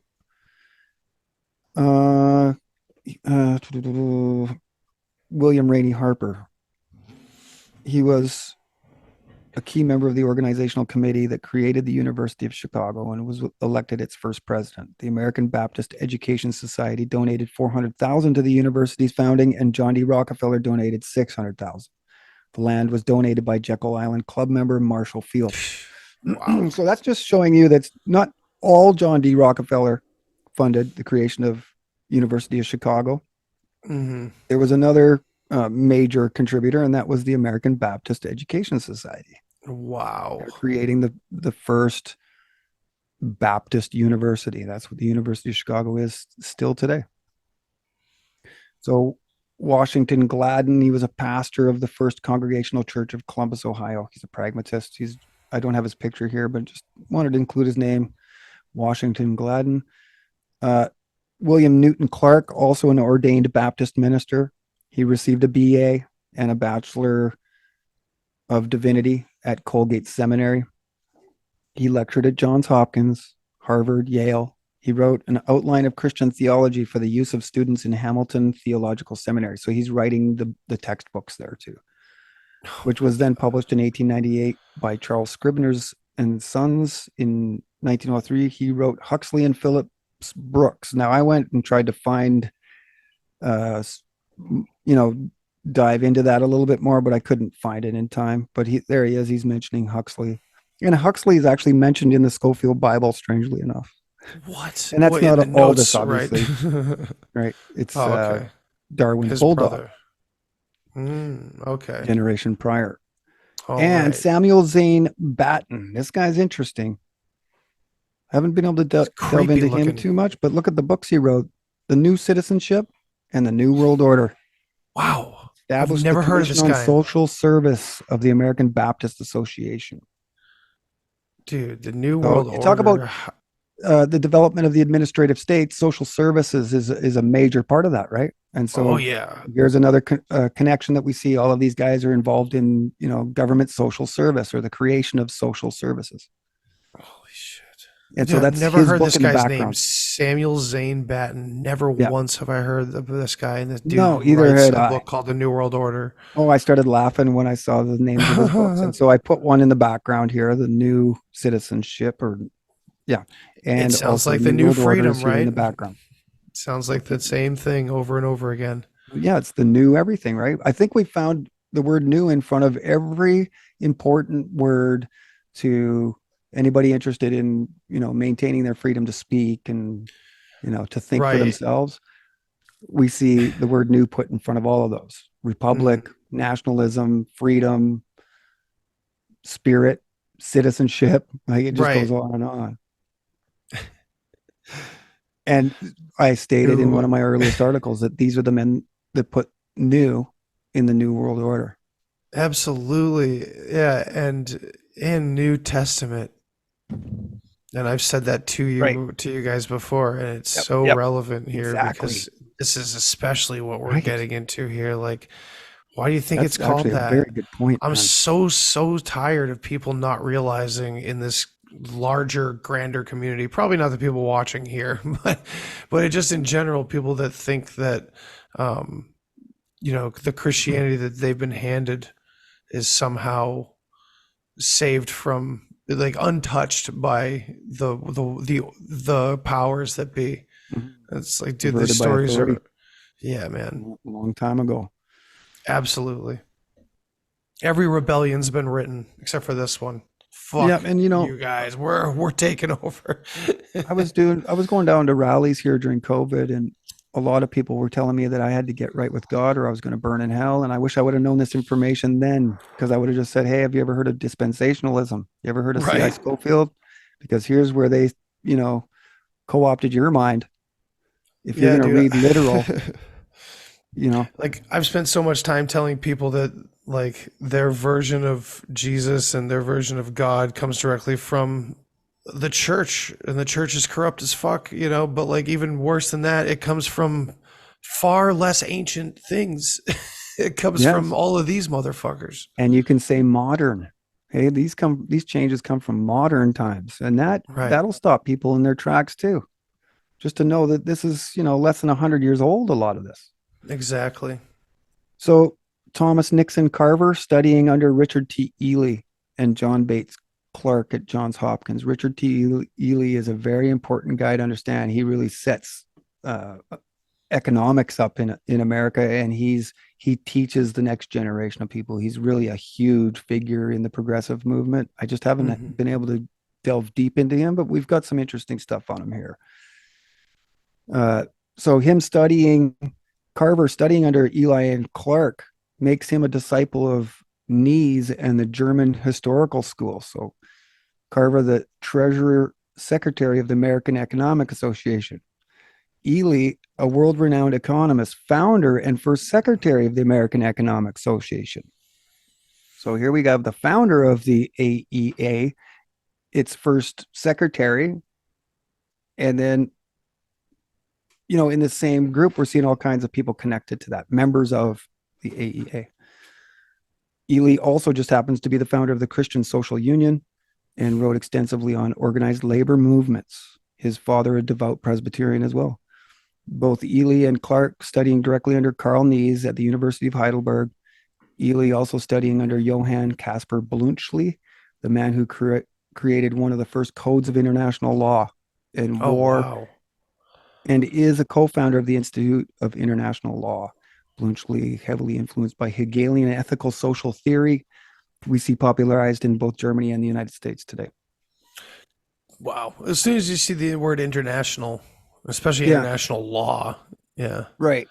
Yeah, this That's is it. key to understand, because they're moving us, the whole the whole way that they got us to change was through the material force of arms and guns and tanks and blowing each other up was the problem. And then the people reacted, and the solution was international law rather than a It's material always the force of arms. internationalists, isn't it? Yeah, and so that's actually what communism was a front for. When you really Internationalism, look at yeah. what was imposed, it wasn't communism that we should have been worried about. It was internationalism. And, Karl Marx was at the first international and a key figure in shaping, the ideologies coming out of there in the 1850s. So, and he's a journalist. So I would say that Marx, before he's a communist, is really an international journalist. And he's pushing this move towards an international governing body of all of society. So Professor Ely was perhaps the leading spirit in the group, found generous support for his new historical school of economics among the clergy, who, as we know, had joined the revolt against laissez-faire theory, in which attitude the association found its chief raison d'etre. So this is their whole purpose, was to revolt against laissez-faire theory. Now, this supports my theory that it's not necessarily capitalism that we should throw out. I think here again we're getting a shifting of the goalposts, Right. because really they blamed laissez-faire for the collapse in 1907 and then the Great Depression in the 20s. This is what they fingered as the problem. Meanwhile, Morganization was going on all over the place, and the monopolization, and so larger and larger companies were being created, and we can see the result today. There's no ma and pa around. It's just big box like Home Depot, Staples, right? It really takes away the competition. And that was what they were attacking, was our ability to compete. It's interesting too that, whether you're religious or not, you can kind of see that that happens with churches too. Because I have small churches in my town, and then you have the mega churches all over the place. You have the stadiums, then you have the big mega churches. I've been to a couple. I still have, evangelical relatives that live far away. And I've been to one of their churches where it's very huge. There's stadium seating, and it's very intense. I couldn't do it now. I was a much younger man. Hold that thought too, Andy, because we're going to, substantiate what you just said here in a minute. Okay, perfect. So the expert, the social scientist in the middle, emerges in much of Henderson's work as the arbiter of social life. That's from Social Science History, Volume 34, Number 3, The Pragmatic Sociology and the Public Sphere, the case of Charles Richmond Henderson. So it's a biography or the story of his life. And there he is, admitting the expert, the social scientist in the middle, emerging in much of Henderson's work as the arbiter of social life. Now, Henderson's a professor of sociology at Chicago U, but he's also an ordained Baptist minister. Oh, how about that? Right? So there we go. He's introducing the scientific expert. Unbelievable. So he, Charles Richmond Henderson, closed Citizens in Industry with a note that churches, like the great trusts, were amalgamating, and that Protestant ecumenical was beginning to echo Roman Catholicism, which he called an international trust of religious forces. See that? Holy shit. Oh my So God. You were right on. And he compared Catholicism to it too. Yeah. So this is what they're doing. They're creating a giant religious trust. Bingo. Just like they created trusts like Standard Oil, right? Same thing, just in the religious aspect of our life, not, business. So a social policy, they start using these words, implies and assumes a certain philosophy of life and a certain religious faith, right? When we think about social policy, we were talking about social contract. So what are they talking about here when they talk about a social policy implies and assumes a certain philosophy of life and a certain religious faith? Now let's take the religious faith aspect out of it and understand that as, zeal, or like how you can interpret evangelism two different ways, so social policy here, he's talking about our social contract. This faith proves its worth and reasonableness by its works. So here we are talking about our works. It is living and it is prophetic and creative. They're using the word living there To us who believe in a progressive social policy, the word is not merely pushed forward by blind physical forces. It moves onward toward aims clearly set before the human will and realized gradually by concerted labors directed by science. This Will and policy science. is this policy is root and branch ethical. It is morality organized, vivified, guided by growing knowledge and inspired by faith. So they're using ethical there. That's a direct connection to the ethical socialists. So that would whole be common quote, ground man. between the two, That right? whole That would be quote the is common like, ground. yes, it's perfect. Ethics. It's yeah, the ethical standpoint. And it ties it all together. Yep.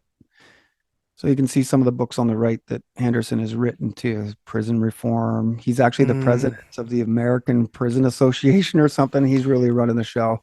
And we know where that leads. We know I've never done an episode on it personally, but we all know the connection between like prison and like the hip hop whole, corporate or like controlled narrative of hip hop and stuff like that, kind of keeping the prison cycle running and everything. Yeah. That whole thing is crazy if it's legit, I can't imagine it's not.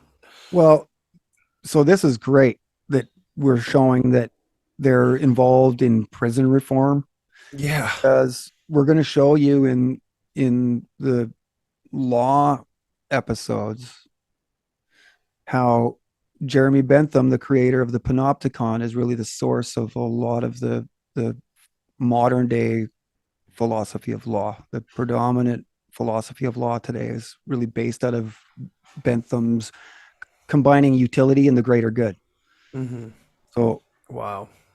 that's as far as I want to go. But this is why I find that once we get to the law part, this is what I'm really excited about, because I think this is really where it's going to cement in people's minds just how much influence obviously law has in controlling society. It was something, again, that I didn't really think about, like the origins of some of these religious aspects that we thought were, thousands and thousands of years old aren't. It's the kind of same thing. Yeah, it's like find every way possible to control human beings, and this is how they do it. Well, that's changing images of man. That's what they were doing. That's what they've been doing the whole time. Every aspect. They didn't care how ridiculous it sounded. This is like the men who stare at goats. They were trying to pass through walls just, by power of mind. And I don't think it ever happened. They said that it didn't. And I would, believe them there.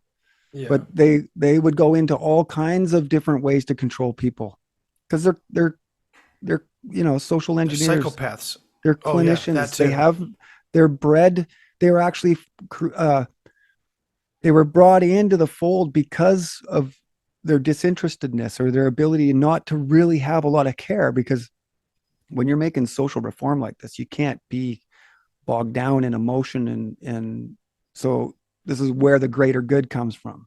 That, yes, okay, some people may have a worse time here, but in general, the greater good is going to be served far better if we make these certain reforms, right? Right. So we see that today too, the greater good. I mean, COVID was all about the greater good. Oh, absolutely. And so in late 19th century America, the new science of sociology suddenly found itself the handmaiden and ready instrument of a somewhat distinct strain of ideas which begin religious and to an extent liberally progressive were acceptable to the entrenched powers of university governors and presidents. We're seeing the combination of sociology, progressivism, right, into universities, and it's being accepted because of, the reasons for it. So it is virtually impossible to extricate sociology and the social gospel in many instances. And to a large extent, sociology in America may be seen as an outgrowth of the social gospel. So they're almost synonymous with each other when we really start to get involved in understanding it. They're all basically the same thing. That's crazy. I mean, considering how many like liberal-minded people are involved with sociology today, like can you imagine how many of them even know where it all comes from? Yep. And I would say how many of them know about the Schofield Bible? When they talk about these guys as fathers back in like the early 1800s and even the 1700s, that's how they talk too. It's the same language is being used. Mm-hmm. So the fellowships wide, this is not sure what they're talking about here. The kingdom, the brotherhood of the kingdom, maybe, or kingdom of the brotherhood. The fellowship's wide range of interests was well exemplified in the program for the conference of 1898, at which 3 series of papers were presented: the prophets of Israel as social leaders, the rural population and the social movement, trade unions in New York, the social work of the church, and a review of Sidney and Beatrice Webb's Industrial Democracy. Ah, Okay, so Brandeis is over here bringing industrial democracy into reality through scientific management, the establishment of minimum hours and minimum wage. And Walter Rauschenbusch and his people are studying the same book, Sidney and yeah. Beatrice Webb's Industrial Democracy. Sidney and Beatrice Webb, the founders of Fabianism, and actually Beatrice Webb, I was reading a book not too long ago here about Bentham, or this ethical socialism, and they trace it back to David Hume, Jeremy Bentham, John Stuart Mill, and so those are 3 giants in philosophical history. But then they include in the modern rendition Beatrice Webb, not Sidney, but Beatrice Webb. So she's again, she's an underappreciated historical figure. She's very influential. Yeah, extremely. She was talking and hanging out with Louis Brandeis before she even married Sidney as Beatrice Potter.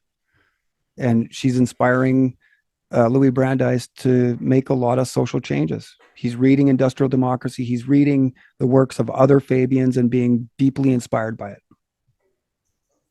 So no aspect of the thought of social gospelers as a whole more effectively describes them as children of their age than does the word progressive.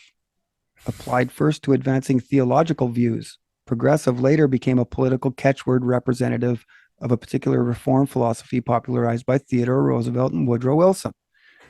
That the kingdom should be progressively realized by evolution indicates the close relation of social gospel thought to the intellectual and social ideology of the time. So there we go. Right, that's Walter Rauschenbusch and the Brotherhood of the Kingdom. So they create this Brotherhood of the Kingdom, and really what I see there is it's like the promise of the utopian socialists. It's just a thing in the future. The future will be perfect, and this is how it's going to be. We're the technical scientific expert. We know what we're doing, right? Determinism combined with positivism. There's no time to ask any questions. The wheel continues to roll, just like today. We don't have time to ask whether global warming is actually, valid. We just keep moving on, and more money comes out of our pockets to try to solve something that can never be solved. We're not even sure if it's real, right? My God. We used to call it global warming. Now they've shifted it right over to climate change. And if you deny climate change, you deny climate. Now that's a major step, right? No, we just deny whether this is real, and taxing us more is going to solve it. Yeah, or even simply that we have an impact on it, Right. That's the other part. They Either way. weaponize truth too. They weaponize truth to get us to throw the baby out with the bathwater in so many different cases. So yeah, this is unreal. So how it's all coming together. Theology for the Social Gospel, Walter Rauschenbusch. So again, from Walter Rauschenbusch and the Brotherhood of the Kingdom, but by all odds, the most important writings by members of the Brotherhood were those of Walter Rauschenbusch, whose epochal book, Christianity and the Social Crisis, appearing in 1907, made its author at once the acknowledged leader of the American social Christianity, and soon acquainted the Protestant world with the basic tenets for which the Brotherhood had long labored. So we're just making associations to socialism between socialism and Christianity, just to show you that this is very well known what they're doing. There's no debate as to, the similarities between Christianity and socialism. They all knew it. And, they just found ways to get along. Yeah. And they're all talking to each other. They're all together.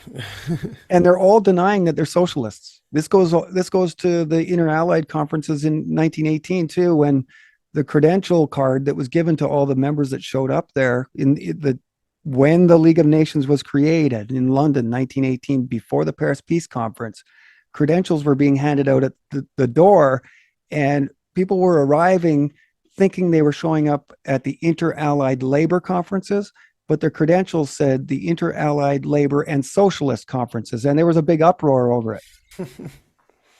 So this is how they just sneak it in there. Yeah. Like the Patriot Act, you wake up in the morning and you got way less rights than you did when you went to bed. Right. And it's all over a fictitious, possibly totally fabricated by our own leaders Exactly. that puts us there. And so they practice dialectics, the Hegelian telling of history. This is what they all really embrace. It's unreal.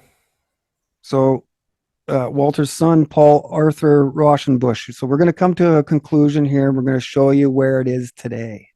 So Okay. Walter's son, Paul Arthur Rauschenbusch, he would marry Louis D. Brandeis' daughter Elizabeth in 1925, like we said, and boxes of correspondence between the three, Brandeis, his daughter, and Walter's son, Paul, at the Wisconsin Historical Society within the UW-Madison Digital Archives indicate quite clearly that the same interests in labor, social justice, and reform that stirred Louis in the first third of the 20th century also stirred his daughter and son-in-law.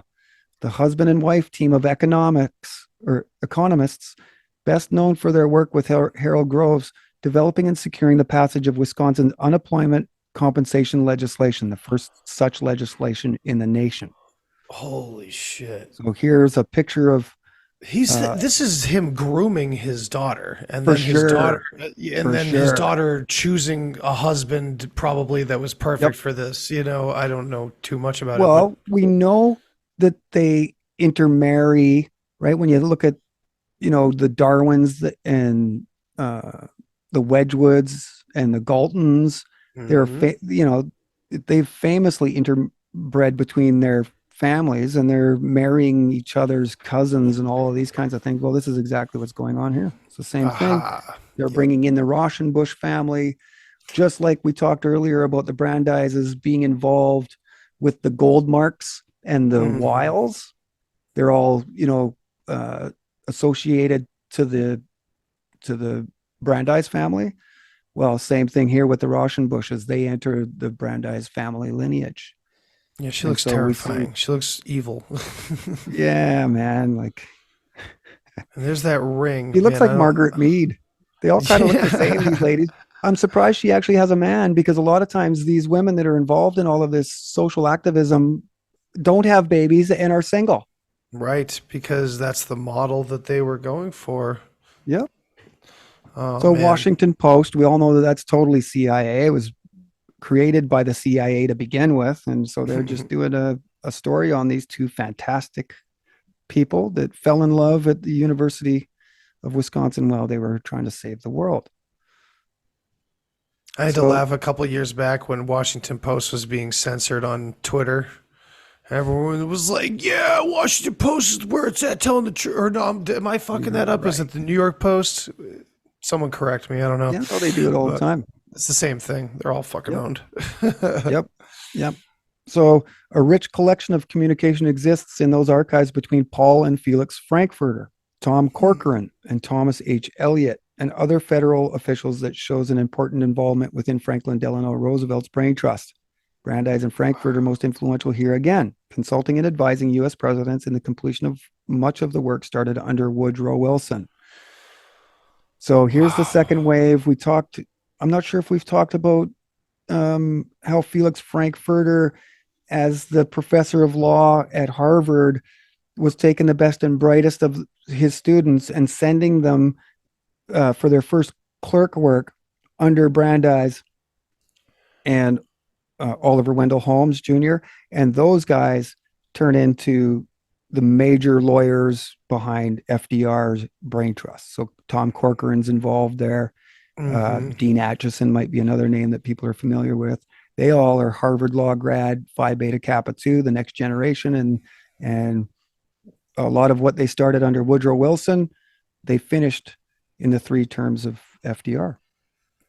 That's unreal.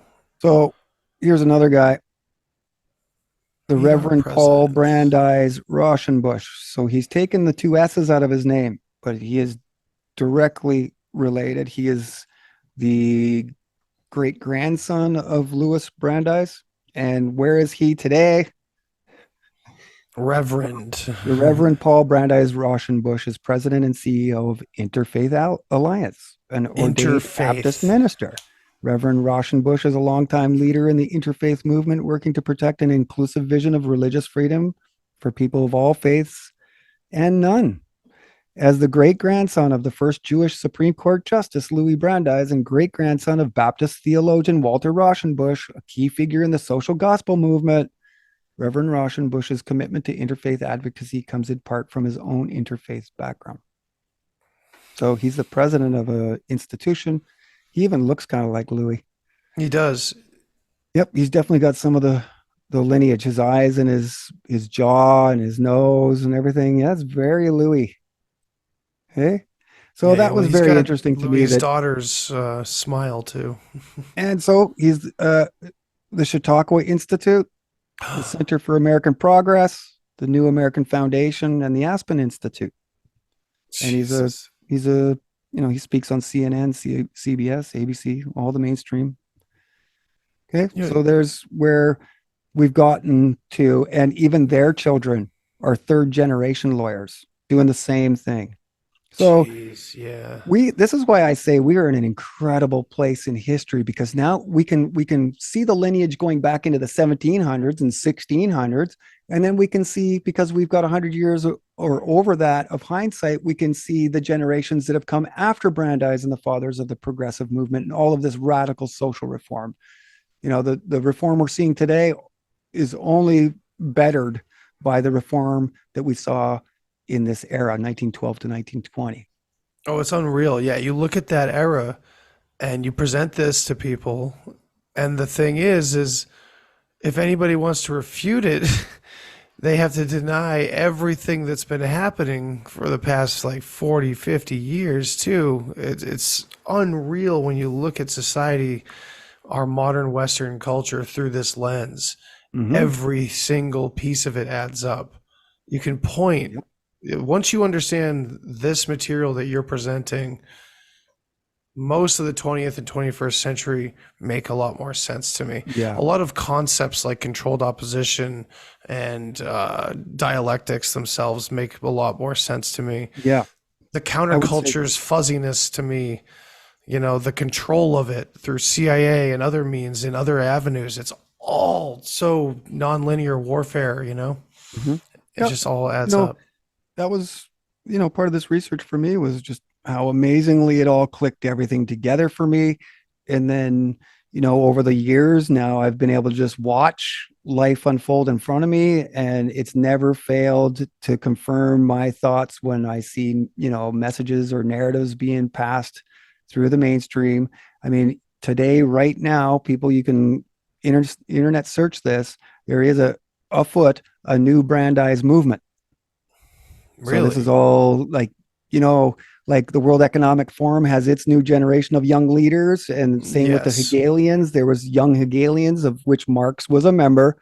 We're seeing the same thing today, and they're called the Brandeisians, the new Brandeis movement. They're doing the same thing, social reform through, getting their toe into the sentimental door of liberalism. Of course. Right? So when we talk about liberalism, this is what they say about all of their fathers back in Germany learning, even when they were learning during the revolutions. It was a liberal education that they got. Mm-hmm. But really what we're seeing is today's liberal is a progressive. We should definitely make sure that we're labeling them correct, because, I prefer to think of liberalism in the definition of classic liberalism, a liberal, with its emphasis on freedom to speak and think and congregate and, Right. Progressives are not that. It's move with us. Yeah. Sorry to cut you off there, Duane. No, it's okay. So, yeah, it's not progressive whatsoever. That's a very different definition than what progressive is. And so I had somebody ask me about the U.S. Constitution, and isn't it supposed to be a living document? Well, there are certain things in that document that are never supposed to change, including your ability to speak and think for yourself. That's why that document was created. And I did reiterate to the viewer that, that was the game plan from the beginning. So You know, when I was younger, there was no interest in learning American history. It wasn't taught in schools in any interesting way. Right. You'd have to really have a predisposition for it, but Yep. luckily I gained it later on. But one thing I do remember was that there was an open or a closed interpretation of the Constitution, and there were certain people fighting for and against that. I don't know any of the details. I only remember learning about that, and I think it was Hamilton and Aaron Burr that opposed one another on that topic. And I don't know much else, but I figured I'd throw that out there for anybody that possibly knows more than I do about this. That I believe those two did a showdown in the street, did they not? Okay. Or You're talking about Hamilton and Jefferson, I think. maybe I am talking about Now Jefferson. that's a famous conflict of Right. interests there. They both had different views of what America was supposed to look like in the future. This is the alleged Well, yeah, mainstream one account. of them was the Constitution has been written. This is what is meant by that, and that is that. And then the other, I mean, this is generalizing, but the other view was that no, this evolves with time. And to Right. me, that's always been the Ooh, okay, so the that may evil be- part of it. Are you saying that? Are you saying, Andy, that is the source of their conflict between Hamilton and Jefferson? It was that? I don't know. I'm not a historian very by any interesting. means, but I mean, the fact that we're sense. discussing this stuff right now, it just brings that to mind. And I'm going to, of course, go look into it. I'm going to ask my dad about that too, because he loves American history, even though he doesn't accept my version of it most of the time, But this point about open interpretation of the Constitution versus a closed, that is so just that method of argument is so it's usual suspects, right? It's like exactly how they do things. It's this negotiation of what the truth is rather than plain truth. It's always some sort of justification around it. And I don't know which person was on which side. Jefferson, I'm assuming, was on more of a closed side, but I don't remember who was So who. this actually goes back to the Federalist Papers too. Okay. And so this is one area of history that we really need to straighten out, because all of these guys at the House of Truth and all of these progressives, they're Jeffersonian. They side with Jefferson. I bet and he was more they're the open-minded ones that- then. Right, but they draw out Mount Rushmore on the dining room table at the House of Truth. And who's on Mount Rushmore? This is important to understand. Jefferson's Roosevelt. there, not Hamilton. Right. Yeah, dude. Holy shit. And Theodore Roosevelt's there, and yeah, Lincoln, dude. right? So Yeah, the hero, quote unquote. I think what I see when I look at Mount Rushmore now is an ode to progressivism. Yeah. Now that you say that. There's an ominous continuity going through, before Lincoln even, but the emancipation of the slave, what is that? But progressivism and the manifest destiny. I say this all the time. This is exactly what it is. Oh yeah, you're right, dude. Now that I think about it, because I was trying to think of like excuses that mainstream academics give or would say for why those men were chosen for that mountain, And it's like, oh, those excuses would just be aiding the underlying propaganda of what they're trying to put across anyway.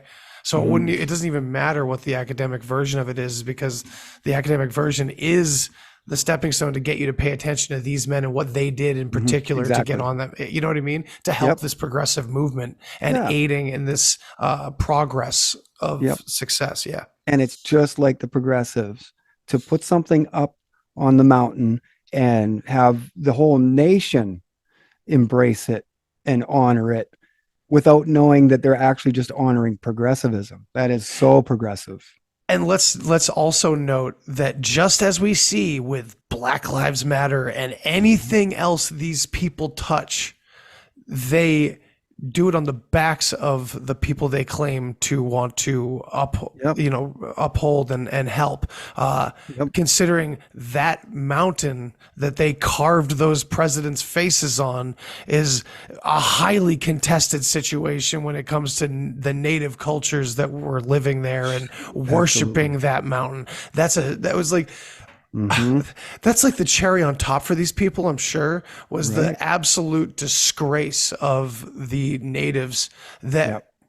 not to go off on a totally different tear, but native cultures that remember an old way, a very, very old way that's connected to the enemy of our enemies, for Right. sure. And the owner of House of Truth was the head of Indian Affairs under Taft. Oh, of course, I'm sure he was helping Right. so much. And Oh my Walter God. Lippmann, who's considered the father of modern journalism, Journalism, yep. he coined the term neoliberalism in 1937 at the Walter Lippmann Colloquium, where he's hanging out with Ludwig von Mises and Friedrich von Hayek and all these economists. This is where they coined the term neoliberalism. So, they're the fathers of progressivism, but they're also coining all of these other crazy terms like Cold War, stereotype, Mhm. Oh, look at that. manufacture of consent, right? So it's all Yeah. coming out of the House of Truth. And then Gutzon Borglum, the guy that creates Mount Rushmore, he is a House of Truth resident. He's hanging out there Oh, with all these shit. guys. He's a super close friend with Roosevelt, and they're both high-level Masons. And actually, Borglum is more influential in the Masonic circles than Roosevelt is. And he Jesus. helps bring over the 1913 Armory shows that starts this whole degeneration program of American ethics and morals from another angle. That really sent shockwaves through America when they started bringing over all of these French artists that were painting radically groundbreaking paintings. Right, yeah. So Gutzon Borglum is the head of that. He's really organizing that, and which painters come over and which paintings come over. And so you can see that it creates a total disturbance in America. Dude, this is so crazy. Like, we could literally take any point, just like that. It immediately made me think of David McGowan's work on the 60s and Laurel Canyon and all the controlled op situations in hippie rock and stuff like that.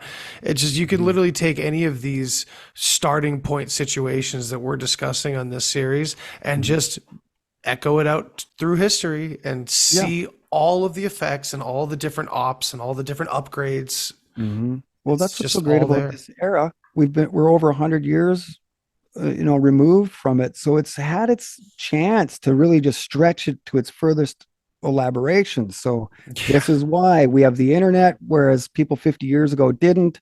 A lot of the literature wasn't even, available to people. So we are in this little window in the history of humanity where we have been graced with the necessary information to overthrow what's happening. It's just, do we get, a mass consensus? Do we get, do we get this kind of truth and this real history go viral and spread across America and people start to understand the real true history? Because if that happens, we flip this thing. That's how close we are. I think people need to understand that we have found the information necessary to wake people up. It's just now we need to put them in front of air. We need to make sure that everybody is, even those that know a lot of what we know, we need them paying better attention. A lot of times I'll see people sharing stuff about, Taylor Swift. Or And the I'm like, Super what are you Bowl. doing? Yeah. Why? You need to be focused on our lives and what we're doing. She's a manager of society. She's an influence leader. She's created. She's This a is the Brandesian. two-step model, just like Oprah, just like, everybody else, Brad Pitt, all of these, Social engineers, man. all of these entertainers that are asking you to fall for the argumentum ad veracundium or the argumentum ad auctoritatem. These are appeals to authority. So they're setting you up for a logical fallacy. So if they're not giving you evidence that a Big Mac is something really good to eat, I wouldn't eat it. They're just being funded. They're doing these things because they're getting paid a lot of money to do it. They're just totally compromised. So I cannot reiterate enough, and it can never be overstated that this information really is the key. The progressive really era do is the new world believe order, you. man. I And when agree with see you it, completely. when you Yeah. see it, you're just like, wow. And so this is why you and I really wanted to just put it down and get it down, however long it took to get it right. So it's going to be, a 10 probably plus, because this story needs to totally be unpacked. But this 10-part series is really going to give us a good foundation and an understanding. Man, if we can get a few thousand people to understand this in the way that I do, and the way that you do, and the way that a lot of people around us are, man, we can really just show people how it happened. And in some other, in less direct ways, we really let a lot of people off the hook, so that, a lot of the reason why normies or, people have resistance towards this true history and call us conspiracy theorists, all of these things, I lost my train of thought. Well, you were saying how, they kind of have this negativity towards this entire viewpoint, So if you can show them a sophisticated way, and just by showing them the history, even if they don't show it and they're like, oh, that actually makes some sense, or, they lay their head on the pillow at night and think about it, and they're like, yeah, that does make a lot more sense than what these other conspiracy theorists are telling me. And they can look at the sources. We're not making any of this up. This is why we're bulletproof, because we just get them to say it. And that's why I really like working with you on this, because it relates in a way to my broader mission or viewpoint, if you will, which is that, there's a fine line. There's like a little piece of truth within this alternative world, but man, there's so much bullshit thrown in the way, and I feel like my role here is to help facilitate that understanding. Yeah. Just that there's so much more nonsense than you think there is. Just as spiritual people tend to attribute a lot more ego to the higher self than they think they are. There's a lot more lies that have been perpetrated onto the truth community than the mainstream has perpetrated on the world at large.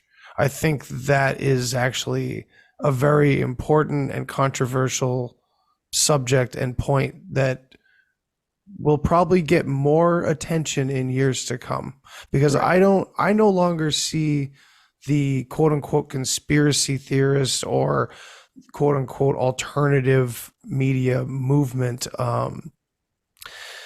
being able to go around in a circle like it has for 60 years anymore.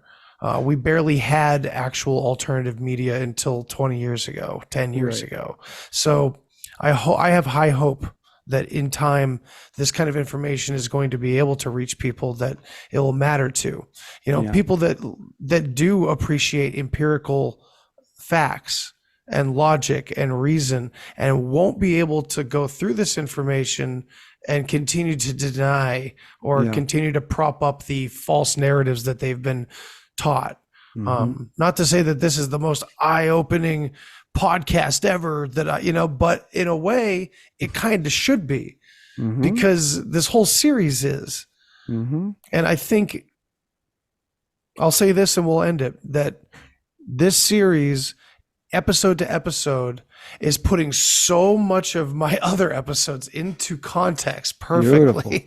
If that makes any sense. And I'd hop around to a lot of different topics, but it doesn't really matter, because it's all encapsulated under whatever the fuck this megalomaniac system that we are uncovering here is. So I really thank you for doing this with me on my channel, and I appreciate your work, dude. Yeah, I wouldn't do it with anybody else, Andy. Amen. Appreciate you, man. Yep, and thank you all for those who have been sticking with us and watching. We still have 13 people hanging on. I think that's more than last time hanging on at this time. We had a good amount of people hanging out. So we're getting it's getting out there. And I know that you are spreading the word far and wide and getting on other podcasts about this stuff and garnering attention for the information you're putting out. So it's really important. I appreciate it. Yeah, we had 125 on the missing link, and they That's were there awesome. at the end of a 3.5 hour podcast. So it's not about That's me. great. It's not about you. It's about the Nope. information. That's how I look at this. Just like I farm to grow the vegetables, to put it in front of people and then get out of the way. That's the true role I think that the farmer should have. It's the same here with, forensic history. Show Yes, the indeed. sources, allow people to empower themselves. I do not want to be an authority over anybody for any reason. So we go find the information, we put it together in the way that makes sense to us, and then we present it, and then you guys tell us what you think. Now, if you agree and you come to the same conclusions as I would expect you would, then disseminate it, send it, start talking to people. This is a real great way to not be laughed at. These conversations silence the opposition. Trust me. When you start talking sociological jurisprudence and scientific management, ears It's peak up, bulletproof. and and people that were ready to call you a conspiracy theorists, they can't really say that. No, they Because start wondering you are if they uncovering know. things. They start wondering if their historical credibility is as good as they always thought it was. I can't wait to have some of these conversations with my father very carefully and happily with a drink in our hand or something. Yeah. So next week, Andy, I think we're going to do Fabianism, but then the week after that is the two-parter. We'll see if we can get through both of those in the same week. I didn't set it up that way because it is a lot to talk about, a lot to take in. And the two-parter is the law, right? Is law. The philosophy of law is an incredibly eye-opening thing that up until now we've just been sort of bringing you along as, in step by step, and then we're going to hit you with this sociological jurisprudence, and you're going to see the patterns through everything and really what is going on. This is why we say social contract rather than invisible prison. Right. Yeah. Or the prison planet. Right. I say it's a contract. You agreed to it. You agree to it every day. Yeah. And it's the Matrix too. This is what I see, when Morpheus talks about us paying it, feeling it when we pay our taxes or when we go to work or when we look out our window. Everything he says in that speech is about our social contract and things that Brandeis brought into our world. Holy shit, man. This is beautiful. So next week we talk about, you said Fabians, and then we'll go into ethical socialists. And then all of those guys come together in the law aspect. And then we go and show the international and how they created all of this on an international level. This is unbelievable. And I'm going to prop this series up, all year long at this point. This is going to be a 10-week thing, but I'm going to push it repeatedly because it should be on a playlist, eh? I'll put it on my YouTube too. Yeah, I'm going to do the same thing. I'll probably put it on its own playlist. Yeah. People like to binge watch, so we'll get it available for them in that way. I want to make a whole page for it on my website, thedeepshare.com. And then I went there and I think I didn't pay my bill. So I don't have, my website is not up right now. Shit. I will definitely get it back up and running soon. That's a good reason to donate to the Deep Share right there. That's right. Keep the website up and running, people.